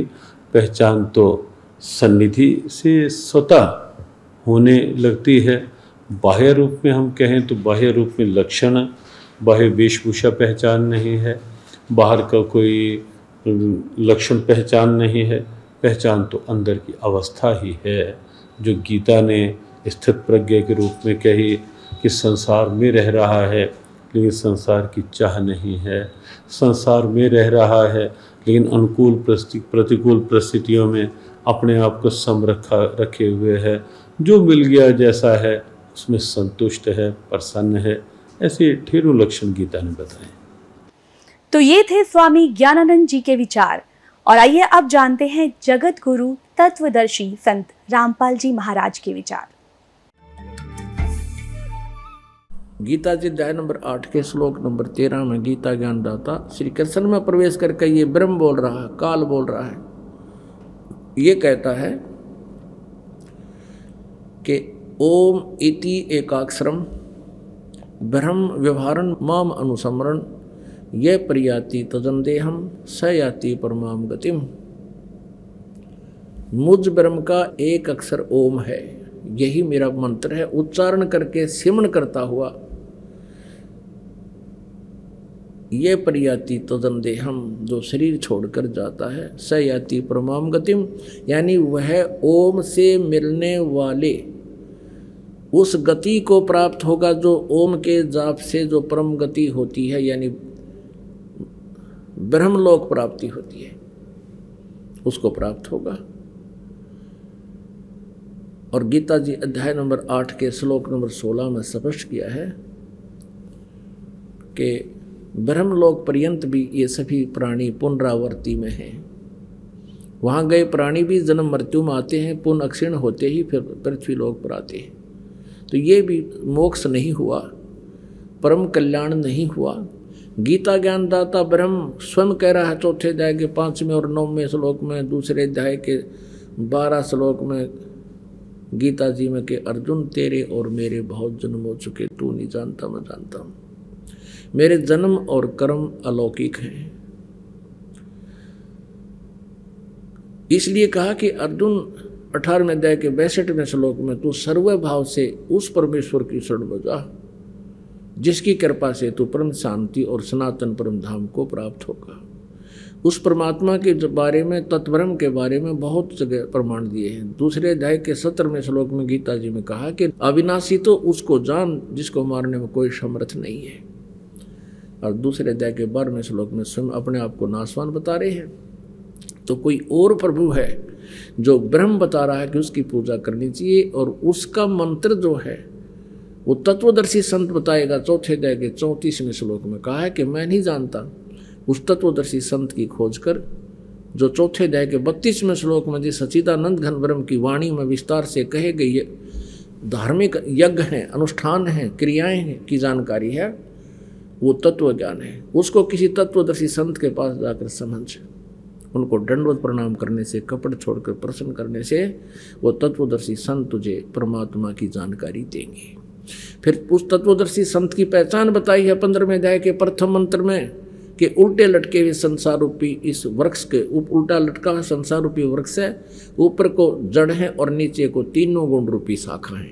गीता ज्ञानदाता ने केवल इतना बताया है। और साथ में ये कहा कि इसके सभी पार्ट को, सभी विभागों को, तना कौन है, जड़ कौन है, डार कौन है, शाखा कौन है, पत्ते क्या हैं, जो इन सभी को बता देगा स वेदवित वो तत्वदर्शी संत है। परमेश्वर कबीर देव जी स्वयं आते हैं और ये तत्व ज्ञान स्वयं ही अपना बताते हैं, अपनी महिमा आप ही सुनाते हैं, अपने द्वारा रची हुई सृष्टि को स्वयं ही बताते हैं। क्या बताते हैं? अक्षर पुरुष एक पेड़ है, निरंजन वा की डार, और तीनों देवा शाखा है, ये पात रूप संसार। अब थोड़ा सा ये सृष्टि रूपी आपको दिखाते हैं संसार। देखिएगा, परमेश्वर ने गीता जी अध्याय नंबर 15 के श्लोक नंबर 1 में कहा है, ऊर्ध्व मूलम अधः शाखम, ऊर्ध्व मूलम अधः शाखम अश्वत्थम प्राहु अव्यम। ये देखिएगा, ये श्रीमद् भगवत गीता जय दयाल गोविंद का इसके अनुवादक है। अथ पंथ 10वां अध्याय, यो 15वां अध्याय, प्रथम श्लोक। ऊर्ध्व मूलम अधः शाखम अश्वत्थम प्राहु अव्यम छंदासी यस्य पर्णानि ये तम वेद स वेदवित्। अनुवाद करता कर रहा है, आदि पुरुष परमेश्वर मूल वाले, यानी आदि पुरुष परमेश्वर तो इसकी जड़ समझो भगवान के पूर्ण पेड़ की, संसार रूपी वृक्ष की, और अधः शाखम ब्रह्मा रूप मुख्य शाखा वाले। ये गलत अनुवाद किया है। अधः माने नीचे होता, देखिएगा ये इन्हीं के द्वारा दूसरे श्लोक में 15वें अध्याय के में 2 बार अधः शब्द है, इसका यहाँ अनुवाद किया है। अधः माने नीचे, अधः माने नीचे, ये बिल्कुल सही का किया। और यहाँ ये विचलित हो गए, ब्रह्माना गढ़ाएँ रखे, इसने प्रजापति माना है। अब क्या है? ऊर्ध्व मूलम, ऊपर को तो जड़ वाला, नीचे को शाखा वाला, अधः शाखम नीचे को शाखा वाला, और संसार रूपी पीपल के वृक्ष को अविनाशी कहते हैं, वेद जिसके पत्ते कहे गए। ये छंदासी, ये छंदासी का अर्थ वेद कर दिया ना। छंद माने विभाग, टुकड़े। उस संसार रूप वृक्ष को जो पुरुष, जो संत मूल सहित तत्व से जानता है, स वेदवित्, वह वेद के तात्पर्य को जानने वाला, अर्थात वो तत्वदर्शी संत है। अब देखियो, भगवान आए थे तत्वदर्शी संत बन के। पुण्यात्माओं, गीता जी अध्याय नंबर 15 के श्लोक नंबर 1 में स्पष्ट कर दिया कि ऊर्ध्व मूलम अधः शाखम प्राहु अश्वत्थम अव्यम और छंदासी यस्य पर्णानि ये तम वेद स वेदवित्। अब क्या बताया है कि उस संसार रूपी वृक्ष के ऊपर न तो जड़ तो मूल मालिक है, कुल परमात्मा समझो, जिससे सारे ब्रह्मांडों को आहार मिलता है, वो सब का धारण पोषण करता है, वो परमात्मा तो समझो संसार रूपी वृक्ष की जड़ है। और नीचे को तीनों गुण, रजगुण ब्रह्मा, सतगुण विष्णु, तमगुण शिव जी रूपी शाखाएं हैं। और जो संत इनके सभी पार्ट्स को, सभी विभागों को बता देगा, तना कौन है, मूल कौन है, टार कौन है, और पत्ते कौन, शाखा कौन, सवेदवित, वो तत्वदर्शी संत है। परमेश्वर ने 600 वर्ष पहले बताया था। देखिएगा, ये अब संसार रूपी वृक्ष का चित्र। ऊर्ध्व मूलम अधः शाखम, ऊपर को जड़ वाला, जड़ तो समझो पूर्ण परमात्मा परम अक्षर ब्रह्म है, और नीचे को शाखा वाला। परमात्मा ने कहा अक्षर पुरुष एक पेड़ है, ये समझो इतना। पृथ्वी से बाहर जो दिखाई देता है उसको पेड़ कहते हैं। ये अक्षर पुरुष तना है, ये तो अक्षर पुरुष है। जिसे गीता जी अध्याय नंबर 15 के श्लोक नंबर 16 और 17 में 3 पुरुष बताए हैं। एक अक्षर पुरुष, एक ये सर पुरुष यानी ज्योत निरंजन डार, और एक परम अक्षर ब्रह्म है, उत्तम पुरुषत्व अन्य, ये जड़ है, ये परम अक्षर ब्रह्म है, ये मूल मालिक है, पूर्ण परमात्मा आदि पुरुष परमेश्वर तो इस संसार रूपी वृक्ष की जड़ समझो। तो क्या बताया परमात्मा ने कि अक्षर पुरुष एक पेड़ है, और ज्योत निरंजन वा की डार, इसको सर पुरुष भी कहते हैं, ब्रह्म भी कहते हैं, इसको काल भी कहते हैं। इसको डार समझो, सरपुरुष, सरब्रह्म अर्थात सरपुरुष, इसको काल ब्रह्म भी कहते हैं, इसको सर्वपुरुष भी कहते हैं। ये अक्षर पुरुष कहलाता है। और तीनों देवा शाखा है, बाई पात रूप संसार। परमेश्वर ने 15वें अध्याय को गीता जी को इस एक ही अपनी अमृतवाणी के एक ही लोकोक्ति में, एक ही दोहे में स्पष्ट कर दिया है। कबीर अक्षर पुरुष एक पेड़ है, निरंजन वाकी डारे, तीनों देवा शाखा है, पात रूप संसार। अब ये इतना बताया कि अक्षर पुरुष एक पेड़ है, निरंजन ये काल समझो, ये एक इसकी एक डार है, और इसके 3 पुत्र, ये 3 शाखाएं हैं, रजगुण ब्रह्मा, सतगुण विष्णु, तमगुण शिव जी, और आप जी यहाँ पर हैं, हम यहाँ पर हैं आगे। अब ध्यान करना, हम यहाँ पर हैं आगे। अपने आत्माओं, श्रीमद् भगवद गीता अध्याय नंबर 15 में स्पष्ट कर दिया कि ऊपर को जड़ वाला, नीचे को तीनों गुण रूपी शाखा वाला, ये उल्टा लटका हुआ एक संसार रूपी वृक्ष है।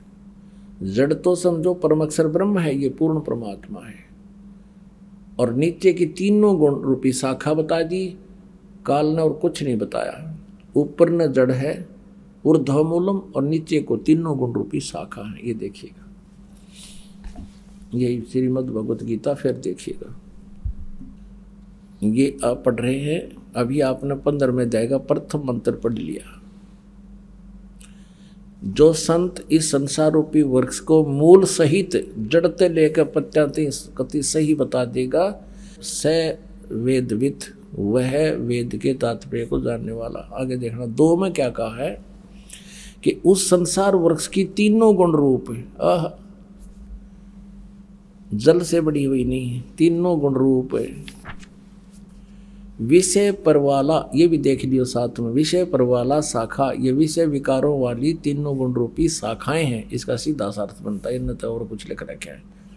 वो नीचे और ऊपर फैली हुई है, मनुष्य लोक में कर्मों के बंधन में कर्मानुसार बांधने वाली, जैसा जिसका कर्म है उस तरह रोके रखने वाली की भी ये मुख्य कारण है। मूलानी, ये तीनों गुण, रजगुण ब्रह्मा, सतगुण विष्णु और तमगुण शिव जी, ये जीवों को कर्मानुसार यहाँ बांधे रखती हैं, यहाँ फंसाए रखते हैं।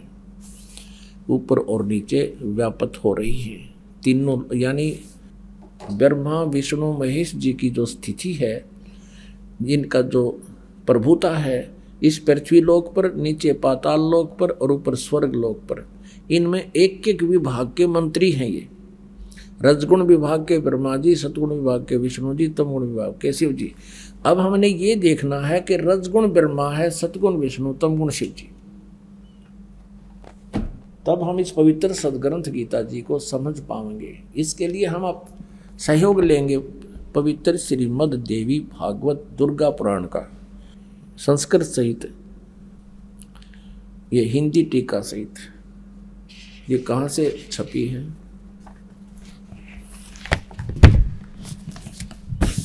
अथ देवी भागवतम सभाष्टीकम सहमात्यम, खेमराज श्रीकृष्ण दास प्रकाशन, बंबई से। हम आते हैं तीसरे स्कंद में।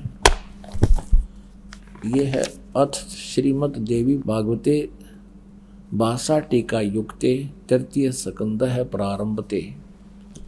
अब आज के यहाँ पर अब इसके 5वें अध्याय में 11 पृष्ठ पे तृतीय स्कंद अध्याय 5 के और 8वें मंत्र को पढ़ेंगे। 7वां यहाँ समाप्त हुआ, 8वां है ये स्टार्ट हुआ। भगवान शंकर कहते हैं, हे माते दुर्गा को, यदि हमारे ऊपर सदा आप दया युक्त हो तो हमको तमोगुण में, शंकर जी करे मुझे तमोगुण क्यों बना दिया, किस प्रकार प्रदान किया, ब्रह्मा रजोगुण और हरि सतगुण युक्त क्यों किए हैं। अब फिर अभी संस्कृत और देख लेंगे हम, क्योंकि देवनागरी लिपि है, आसानी तो समझ में आ जाएगी। यहाँ 7वां श्लोक समाप्त हुआ, 8वां प्रारंभ हुआ। यदि दया धर्मना न सदाम्बिके, यदि आप हमारे ऊपर दया युक्त हो तो हे अंबिके, हे माता, कथम अहम विहित है, मैं क्यों उत्पन्न कर दिया, मैं क्यों बना दिया, क्यों उत्पन्न कर दिया तमोगुण मैं तमोगुण क्यों उत्पन्न कर दिया, और कमल से उत्पन्न होने वाले ब्रह्मा जी को रजोगुण संभव आपने रजोगुण क्यों बना दिया, क्यों उत्पन्न संभव उत्पन्न करना, और सुविहित के मुँह सतोगुण हरि और विष्णु जी को आपने सतोगुण क्यों बना दिया। इति सिद्धम रजगुण ब्रह्मा सतगुण विष्णु तमगुण शिव जी। फिर देखिएगा शिव पुराण गीता प्रेस गोरखपुर से प्रकाशित है। इसके 110 पृष्ठ पर आपको दिखाते हैं। इसके संपादक हनुमान प्रसाद पोदार ओनली। इसमें स्पष्ट किया है कि ब्रह्मा विष्णु महेश में गुण हैं। ये है पृष्ठ 110 संक्षिप्त शिव पुराण 9वां अध्याय रुद्र संहिता 9वां अध्याय। इस प्रकार ब्रह्मा विष्णु तथा रुद्र इन 3 देवताओं में गुण हैं। रजगुण ब्रह्मा है, सतगुण विष्णु, तमगुण शिव जी। रुद्र यानी महेश भी कहते हैं इसको। और परंतु शिव ये काल खुद शिव रूप में प्रकट हो जाता है, कभी ब्रह्मा रूप में हो जाता है, परंतु शिव गुणातीत माने गए। यानी काल जो है ब्रह्मा विष्णु महेश और शिव से अलग है। अभी भी आपको दिखाया था, अब फिर थोड़ा दिखाना पड़ेगा। वही प्रकरण है कि एक बार ब्रह्मा विष्णु महेश का आपस में झगड़ा हो गया, और इस बात पर मैं तेरा बाप, विष्णु कहता मैं तेरे बाप, ब्रह्मा जी कहते मैं तेरा बाप। इनके बीच में स्तंभ खड़ा कर दिया। ये 24 पृष्ठ पर संक्षिप्त शिव पुराण में और विद्वेश्वर संहिता में। तो यहाँ इन दोनों का झगड़ा हुआ तो वो काल आ गया बीच में। फिर वो कहता है, ब्रह्मा और विष्णु ने पूछा, प्रभु सृष्टि आदि 5 कर्तव्यों के लक्षण क्या क्या हैं, ये हम दोनों को बताइए। भगवान शिव बोले, ये काल बोला इनका बाप पिताजी। अब देखिएगा 26 पृष्ठ पे हम थोड़ा सा कंसेप्ट क्लियर करेंगे कि शंका ना रह जाए। 26 पृष्ठ पे नीचे आइएगा। यो काल बोला, पुत्रों तुम दोनों ने तपस्या करके प्रसन्न हुए मुझ परमेश्वर से सृष्टि और स्थिति नामक 2 कृत प्राप्त किए, और इसी प्रकार मेरी विभूति स्वरूप रुद्र और महेश ने, एक मैं नहीं है, ने 2 अन्य उत्तम कृत संहार और तिरोभाव मुझसे प्राप्त किए। इससे सिद्ध हो गया कि ब्रह्मा विष्णु महेश से अलग है ये शिव पुराण बोलने वाला। तो ये सिद्ध हो गया कि रजगुण ब्रह्मा है, सतगुण विष्णु, तमगुण शिव जी। और बताते हैं, क्योंकि जब तक हम एक कंसेप्ट को क्लियर करके आगे नहीं चलेंगे तो आपका सत्संग सुनना या सुनना बराबर रहेगा। और एक बार इसको ढंग से सुन लोगे फिर सदा का सुख हो जाएगा। अब देखिए एक और बताते हैं देवी भागवत में, फिर 123 पृष्ठ पे। ये गीता प्रेस ग्रुप से प्रकाशित है और इसके अनुवादक कौन है? हनुमान प्रसाद पोदार चिमनलाल गोस्वामी। ये गीता प्रेस गुरुकुल से प्रकाशित है। इसके 123 पृष्ठ पर देखिए, 3रे स्कंद में, 3रा स्कंद, तुम शुद्ध स्वरूपा हो। भगवान विष्णु कह रहे तुम शुद्ध स्वरूपा हो, ये सारा संसार तुम्हीं से उद्भासित हो रहा है। मैं ब्रह्मा और शंकर हम सभी तुम्हारी कृपा से विद्यमान हैं। हमारा आविर्भाव मन जन्म और तिरोभाव बिन मृत्यु हुआ करता है। केवल तुम ही नित्य हो, जगत जननी हो, प्रकृति और सनातनी देवी हो। स्पष्ट है, विष्णु जी स्वयं कह रहे हैं हमारा तो जन्म और मृत्यु होता है, हम अविनाशी नहीं हैं और तू हमारी माता है। शंकर भगवान बोले देवी, यदि महाभाग विष्णु तुम्ही से प्रकट हुए हैं तो उनके बाद उत्पन्न होने वाले ब्रह्मा भी तुम्हारे ही बालक हुए। फिर मैं तमोगुणी लीला करने वाला शंकर क्या तुम्हारी संतान नहीं हुआ? अर्थात मुझे भी उत्पन्न करने वाली तुम ही हो शिवे। संपूर्ण संसार की सृष्टि करने में तुम बड़ी चतुर हो। इस संसार की सृष्टि, स्थिति और संहार में तुम्हारे गुण सदा समर्थ हैं। उन्हीं तीनों गुणों से उत्पन्न रजगुण ब्रह्मा, सतगुण विष्णु, तमगुण शंकर है। नियमानुसार कार्य में तत्पर रहते हैं। इन तीनों गुणों से उत्पन्न अपनात्मा इस पवित्र पुराण के इन चंद पंक्तियों ने, इस पवित्र देवी पुराण की चंद पंक्तियों ने ये 4 कंसेप्ट क्लियर कर दिए। एक तो ब्रह्मा विष्णु महेश नासवान हैं, ये अजर व अमर नहीं है। दूसरा ये कर दिया कि दुर्गा इनकी माता है, तीसरा ये कर दिया कि ये रजगुण ब्रह्मा, सतगुण विष्णु, तमगुण शिव जी, और चौथा ये कर दिया कि केवल जैसा जिसका कर्म है उतना ही दे सकते, ये कोई परिवर्तन नहीं कर सकते। अब हमने इसको समझने के लिए गीता जी को सबसे पहले ये कंसेप्ट क्लियर होना चाहिए कि रजगुण ब्रह्मा है, सतगुण विष्णु, तमगुण शिव जी। तब ये, क्योंकि गीता जी चारों वेदों के संक्षिप्त वर्णन है इसमें और कोड वर्डों में है, इसको तत्वदर्शी संत बताओगा, ये गीता ज्ञानदाता स्वयं कह चुका है। अब देखिएगा मार्कंडेय पुराण में, मार्कंडेय पुराण सचित्र मोटा टाइप, गीता प्रेस गोरखपुर से प्रकाशित है। इसके 123 पृष्ठ पर देखिएगा। इस प्रकार स्वयंभू परमात्मा की 3 अवस्थाएं हैं, रजगुण प्रधान ब्रह्मा, तमोगुण प्रधान रुद्र, सत्व प्रधान विश्वपालक विष्णु है, और यही 3 देवता हैं और यही 3 गुण हैं, रजगुण ब्रह्मा, सतगुण विष्णु, तमगुण शिव जी। ये तीनों गुण भी कहलाते हैं इति सिद्धम। पुण्यात्माओं, अब हम श्रीमद् देवी भागवत को बहुत आसानी से समझेंगे। देखिएगा, ये श्रीमद् देवी भागवत जयदाल गोविंद का इसके अनुवादक हैं, गीता प्रेस गोरखपुर से प्रकाशित है। ये 15वें अध्याय का, हम 15वें अध्याय का प्रथम मंत्र हमने पढ़ लिया, और दूसरा ये है कि इस संसार की तीनों गुण रूप रजगुण ब्रह्मा, सतगुण विष्णु, तमगुण शिव जी रूप, ये शाखाएं हैं। यहाँ देखिएगा, विषय परवाला शाखा, विषय परवाला शाखा, विषय भोग यानी विकारों वाली ये शाखाएं ऊपर और नीचे फैली हुई हैं। मनुष्य लोक में कर्मों के बंधन में कर्मानुसार बांधने वाले भी ये तीनों गुण ब्रह्मा विष्णु में, इस बांधन की मुख्य कारण है, जड़ है, जो कारण बीमारी की जड़ ये है, और नीचे और ऊपर फैली हुई है। सभी लोकों में नहीं, केवल 3 लोकों में, ऊपर और नीचे। तीसरे में कहा है, इस संसार वृक्ष का स्वरूप जैसा कहा है वैसा यहाँ विचार काल में नहीं पाया जाता।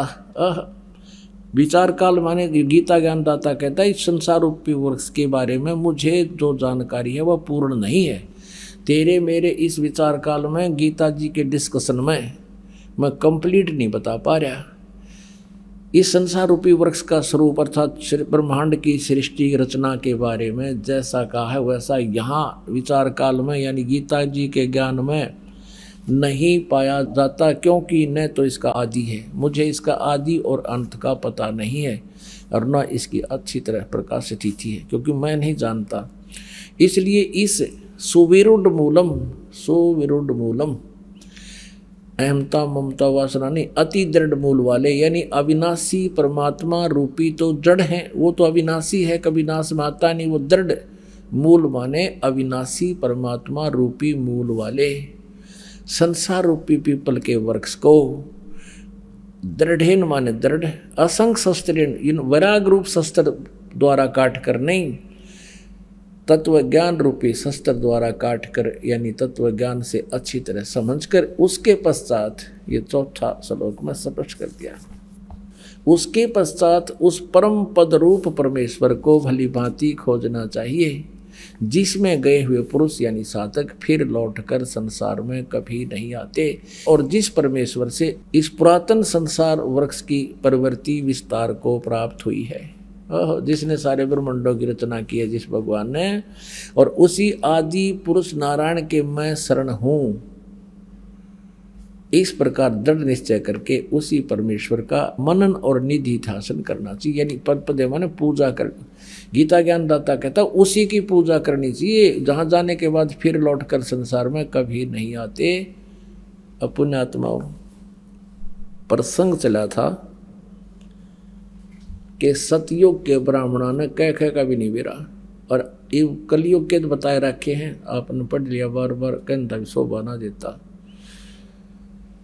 और सतयुग के ब्राह्मणों की ये स्थिति है कि वो दुर्गा की पूजा करते थे, वेद के पूर्ण विद्वान माने जाते थे।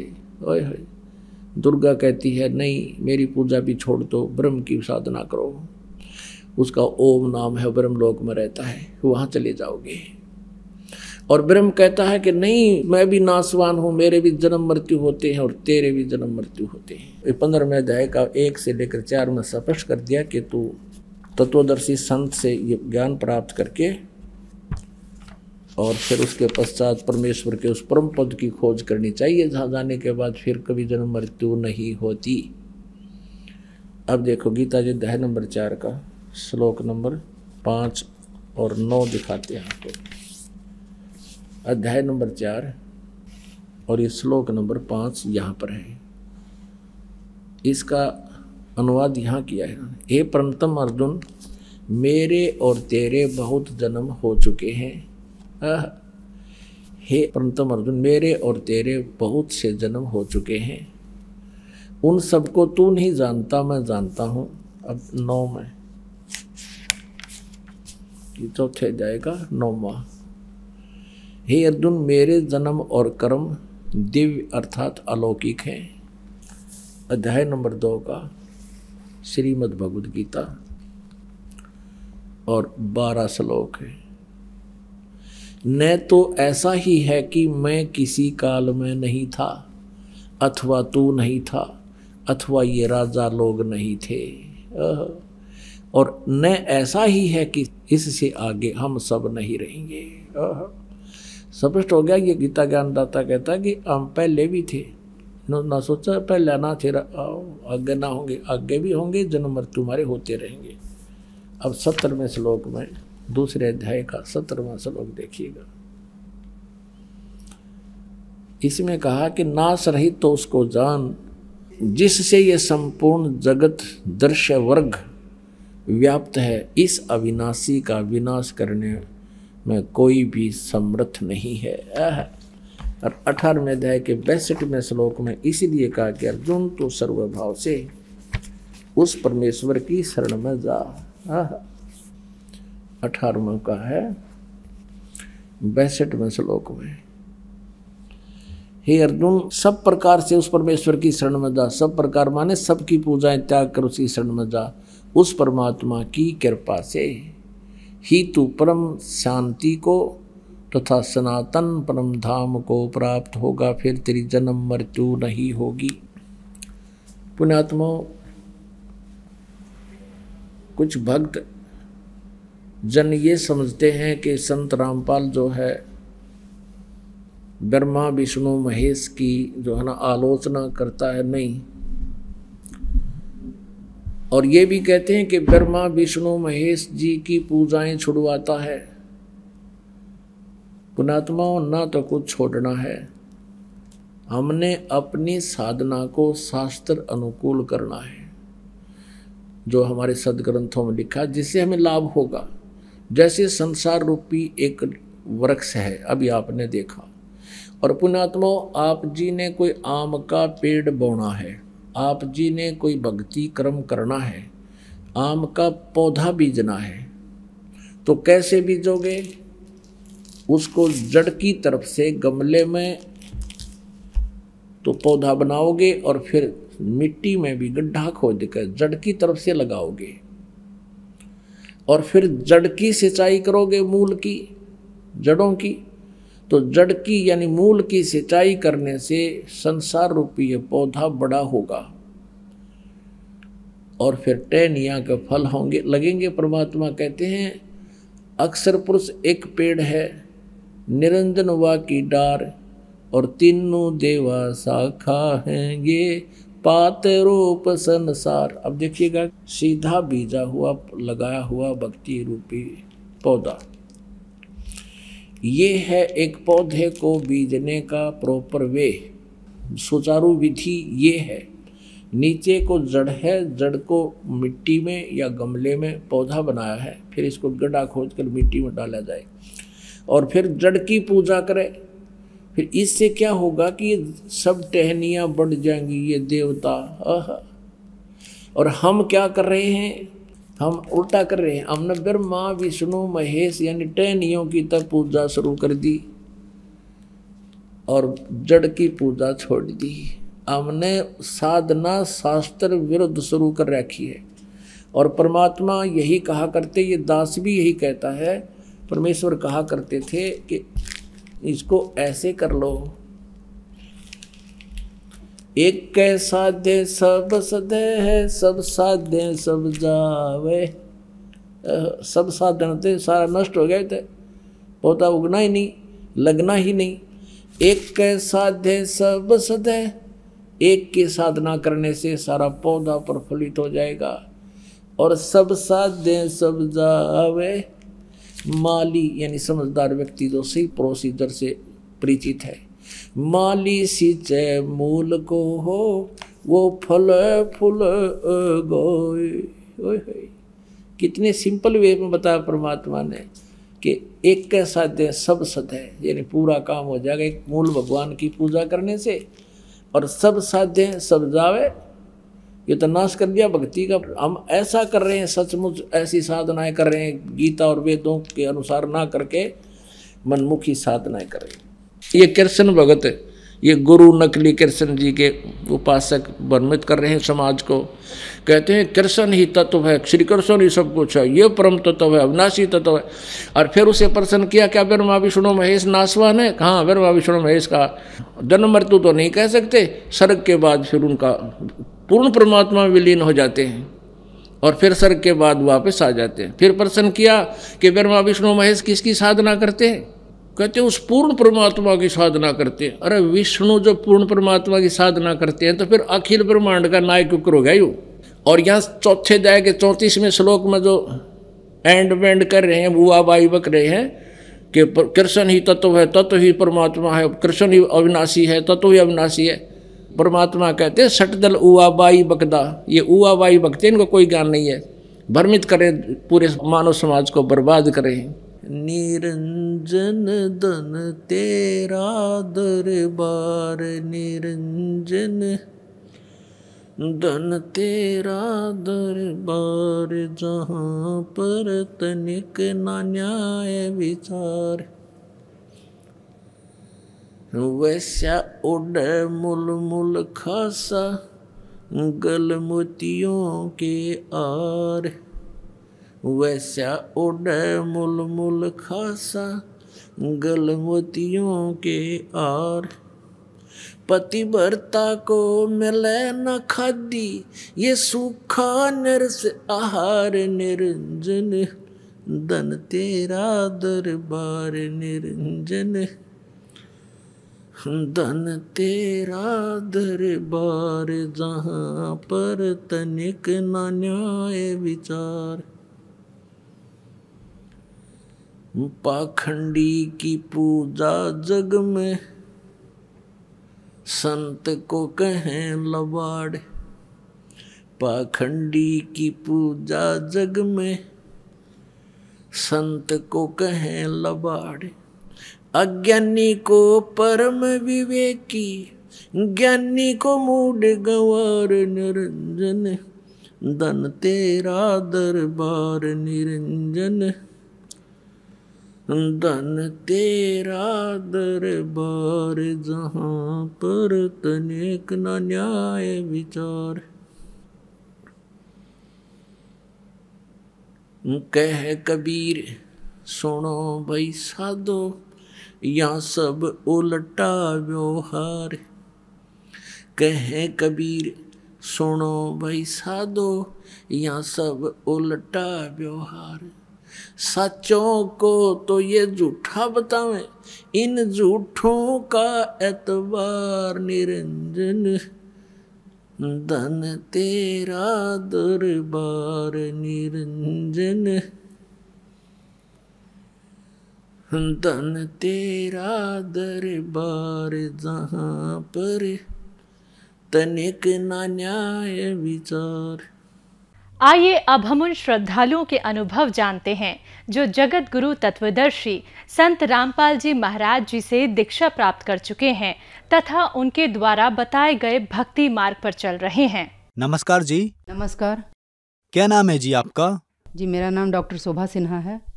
शोभा सिन्हा जी, आप कहाँ से हैं? मैं झारखंड राज्य के बोकारो जिले से हूँ। संत रामपाल जी महाराज से नाम दीक्षा आपने कब ली? मैंने संत रामपाल जी महाराज जी से नाम दीक्षा 18 जून 2021 को ली। शोभा जी, आपने क्या क्या भक्ति साधनाएं की हैं, कृपया हमारे दर्शकों को बताएं। हाँ, मैं जो लोक वेद में प्रचलित है वही साधनाएं किया करती थी। ऐसे तो मैं बहुत धार्मिक प्रवृत्ति की नहीं थी कभी भी, लेकिन हाँ, मैं अंधविश्वासी ज़रूर थी।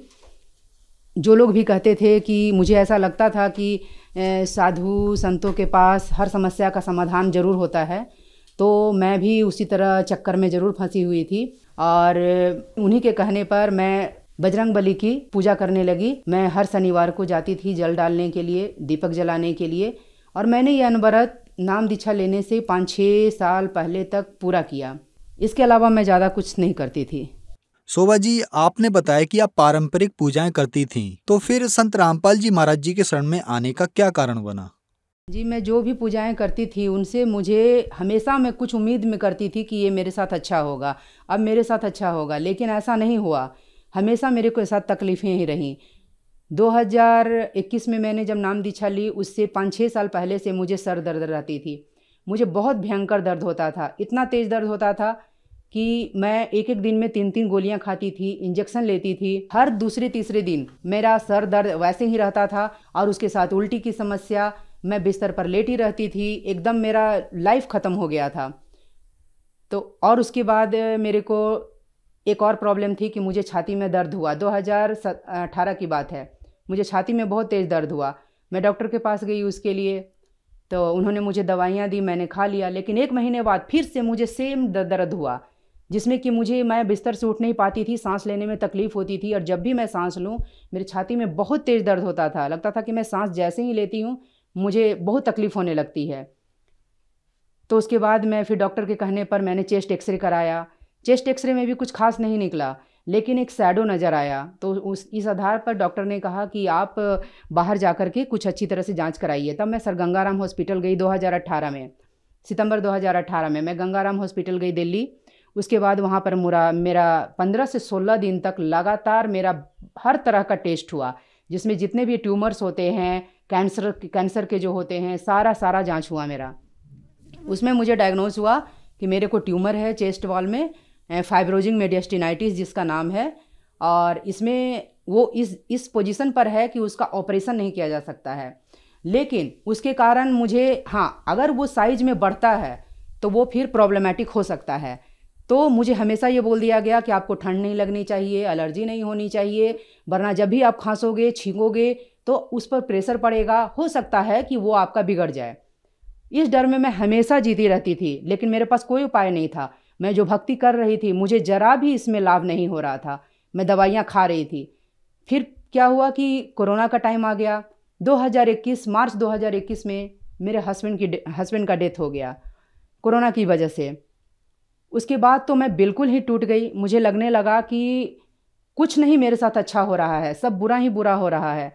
तो फिर मैंने सोचा कि भगवान, ये जो मैं पूजा कर रही हूँ, जो भी सही में, मैं पहले जो धार्मिक प्रवृत्ति की नहीं थी, लोगों के कहने पर मैं पूजा तो करने लगी बजरंगबली की, लेकिन फिर मुझे लगा कि नहीं, भगवान सही में नहीं है। भगवान होते तो मुझे इतना दुख नहीं देते। करीब मार्च 2021 के 2 महीने बाद तक, मतलब कि मेरा लाइफ ख़त्म हो गया था। मैं रात में उठ करके रोती थी।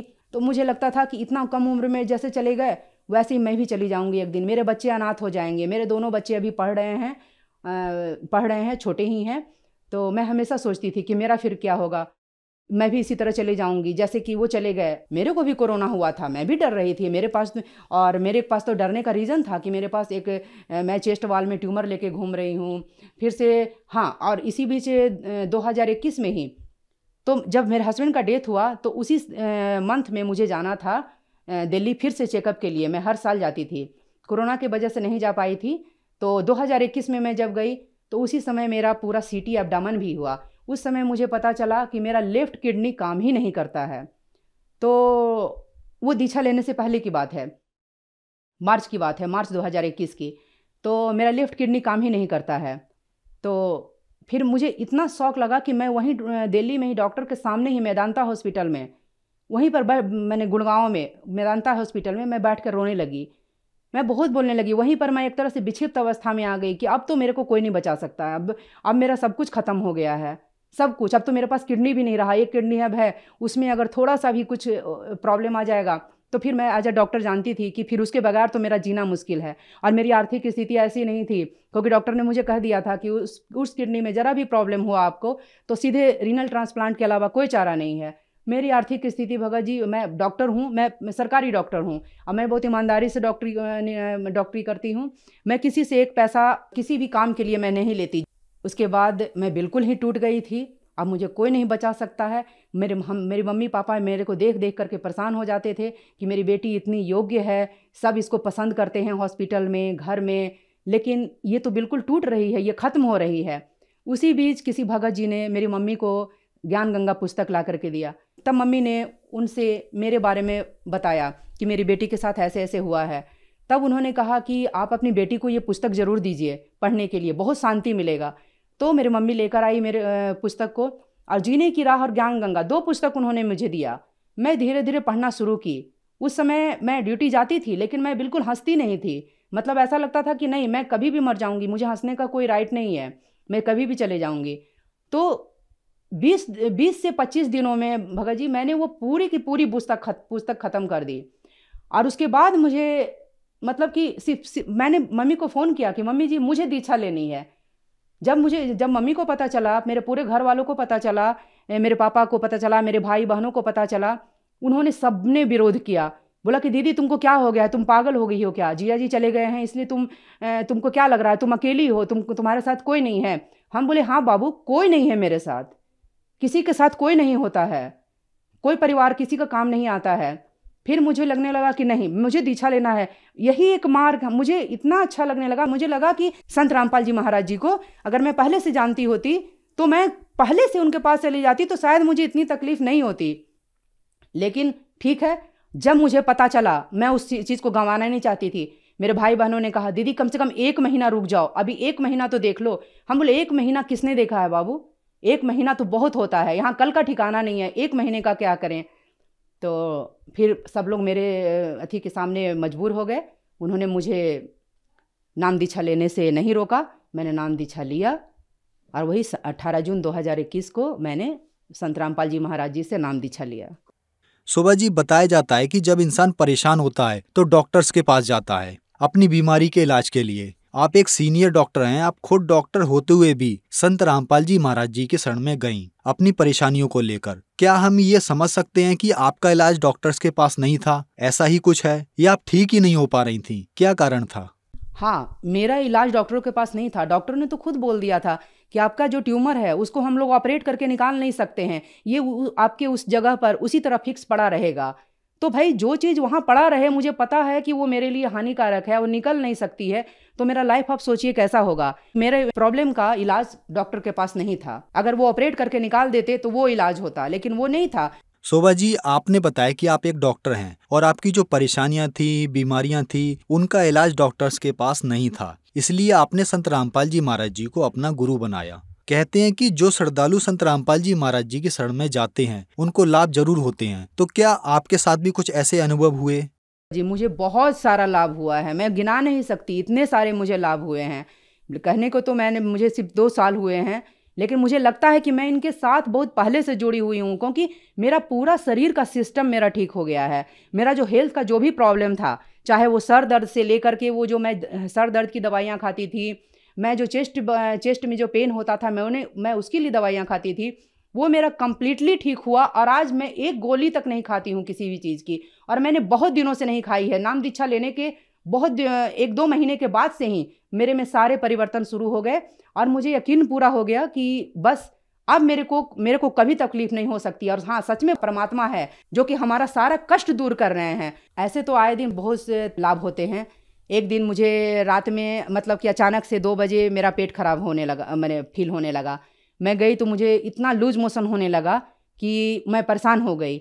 और उसके बाद मैंने परमात्मा के सामने अरदास लगाया, और मुझे कहा गया था कि आपका सिर्फ 1 ही किडनी है, आप कोई पेन किलर नहीं ले सकते हो, कोई भी एंटीबायोटिक आप अवॉइड करना, नहीं तो उसके लिए दिक्कत है। तो फिर उस हालत में मैं तो बिल्कुल मतलब कि परमात्मा के फ़ोटो के सामने बिल्कुल जाकर के खड़ी हो गई, रोने लगी कि परमात्मा ये क्या हो, मैंने ये कैसे हो गया, और मैं दवाइयाँ नहीं खा सकती, आपको ठीक करना होगा, ऐसे ही ठीक करना होगा। मैं रात के 12 बजे 1 बजे बिल्कुल बैठ करके मंत्र का जाप करने लगी कि आपको ऐसे ही ठीक करना होगा, हम दवाई नहीं खा सकते। सुबह उठते उठते परमात्मा की दया से वो मेरा पता ही नहीं चला, रात वाला तकलीफ कि मुझे कहाँ चला गया, था भी या नहीं था, एकदम पता ही नहीं चला। लता मैं कोई स्वप्न देख रही थी। शोभा जी, क्या आप हमारे दर्शकों को बता सकती हैं कि आपका पूरा नाम क्या है और आप कहाँ पर डॉक्टर हैं? जी, मेरा पूरा नाम है डॉक्टर शोभा सिन्हा। मैं झारखंड राज्य में ही जॉब करती हूँ और मैं फ़िलहाल धनबाद में पोस्टेड हूँ, PSC महोदा धनबाद। शोभा जी, आप एक सीनियर डॉक्टर हैं और आपने ही बताया कि आपकी बीमारी का इलाज डॉक्टर्स के पास नहीं था और आप संत रामपाल जी महाराज जी की शरण में आईं और ठीक हो गईं। बहुत सारे ऐसे लोग हैं जिनको बड़े बड़े हॉस्पिटल्स या एम्स में मना कर दिया कि अब आपका इलाज नहीं हो सकता, अब आपको भगवान ही बचा सकता है, और फिर वो लोग संत रामपाल जी महाराज जी की शरण में आए और ठीक हो गए। तो ऐसा क्या है संत रामपाल जी महाराज जी के पास? जी, संत रामपाल जी महाराज पूर्ण ज्ञान देते हैं, जो शास्त्र के विधि साधना है वो बताते हैं, जो कि और कहीं पर नहीं बताया जाता है। जो डॉक्टर्स जो लोग हैं वो लोग वही इलाज कर सकते हैं जो कि उनके पास जो साधन है, जो माध्यम है, उसी से जो है वो कर सकते हैं। इसके अलावा उनके पास कोई चारा नहीं है, क्योंकि डॉक्टर भी एक जगह आकर के हाथ खड़ा कर देते हैं और फिर वो बोलते हैं पेशेंट को, उसके मतलब रिलेटिव को, कि अब जो करेगा ऊपर वाला करेगा। तो लास्टली कहीं ना कहीं डॉक्टर को भी लगता है कि वो सुप्रीम पावर तो वो तो है ही नहीं कुछ, उसके ऊपर ही कोई और है। शोभा जी, आपने बताया कि संत रामपाल जी महाराज जी के पास सही भक्ति विधि है। ज्यादातर लोग यही कहते हैं कि संत रामपाल जी महाराज जी के पास सही भक्ति विधि है और शास्त्रों के अनुसार ज्ञान बताते हैं। तो पहला सवाल ये है, क्या शास्त्रों के अनुसार और संत ज्ञान नहीं बताते? नहीं, संत रामपाल जी महाराज जो शास्त्र विधि के अनुसार साधना बताते हैं वो गीता, पुराण, वेद, कुरान शरीफ, पवित्र बाइबल और पवित्र गुरु ग्रंथ साहिब, ये सबको पढ़ करके बताते हैं और वो खोल खोल करके दिखाते हैं कि भाई कहाँ पर क्या लिखा हुआ है।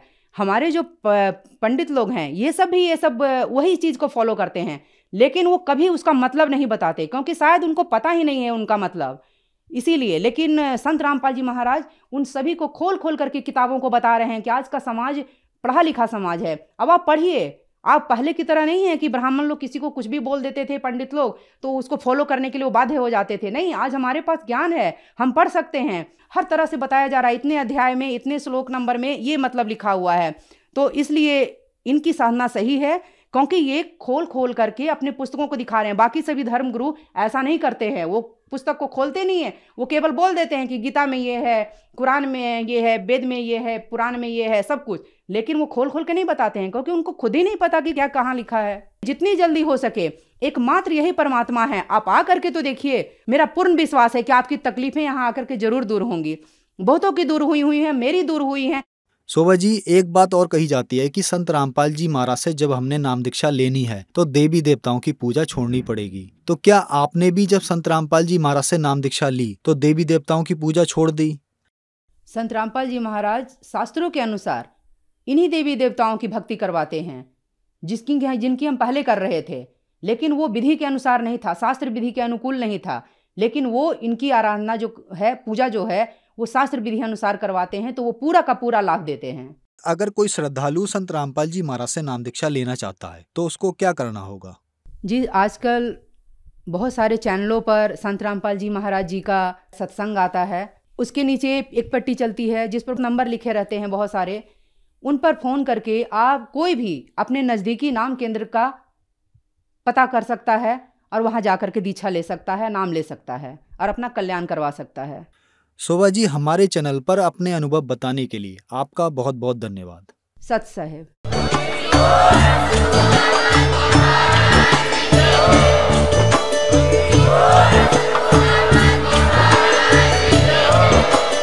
आप सुन रहे थे जगत गुरु तत्वदर्शी संत रामपाल जी महाराज जी के मंगल प्रवचन। अधिक जानकारी के लिए विजिट कीजिए हमारी वेबसाइट www.jagatgururampalji.org। संत रामपाल जी महाराज जी के शुभ आशीर्वाद से पूरे विश्व भर में 500 से भी ज्यादा नाम दीक्षा केंद्र हैं, जिन पर संत रामपाल जी महाराज जी द्वारा ऑनलाइन निशुल्क नाम दीक्षा दी जा रही है। अपने नजदीकी नाम दीक्षा केंद्र का पता करने के लिए संपर्क करें 8222880541।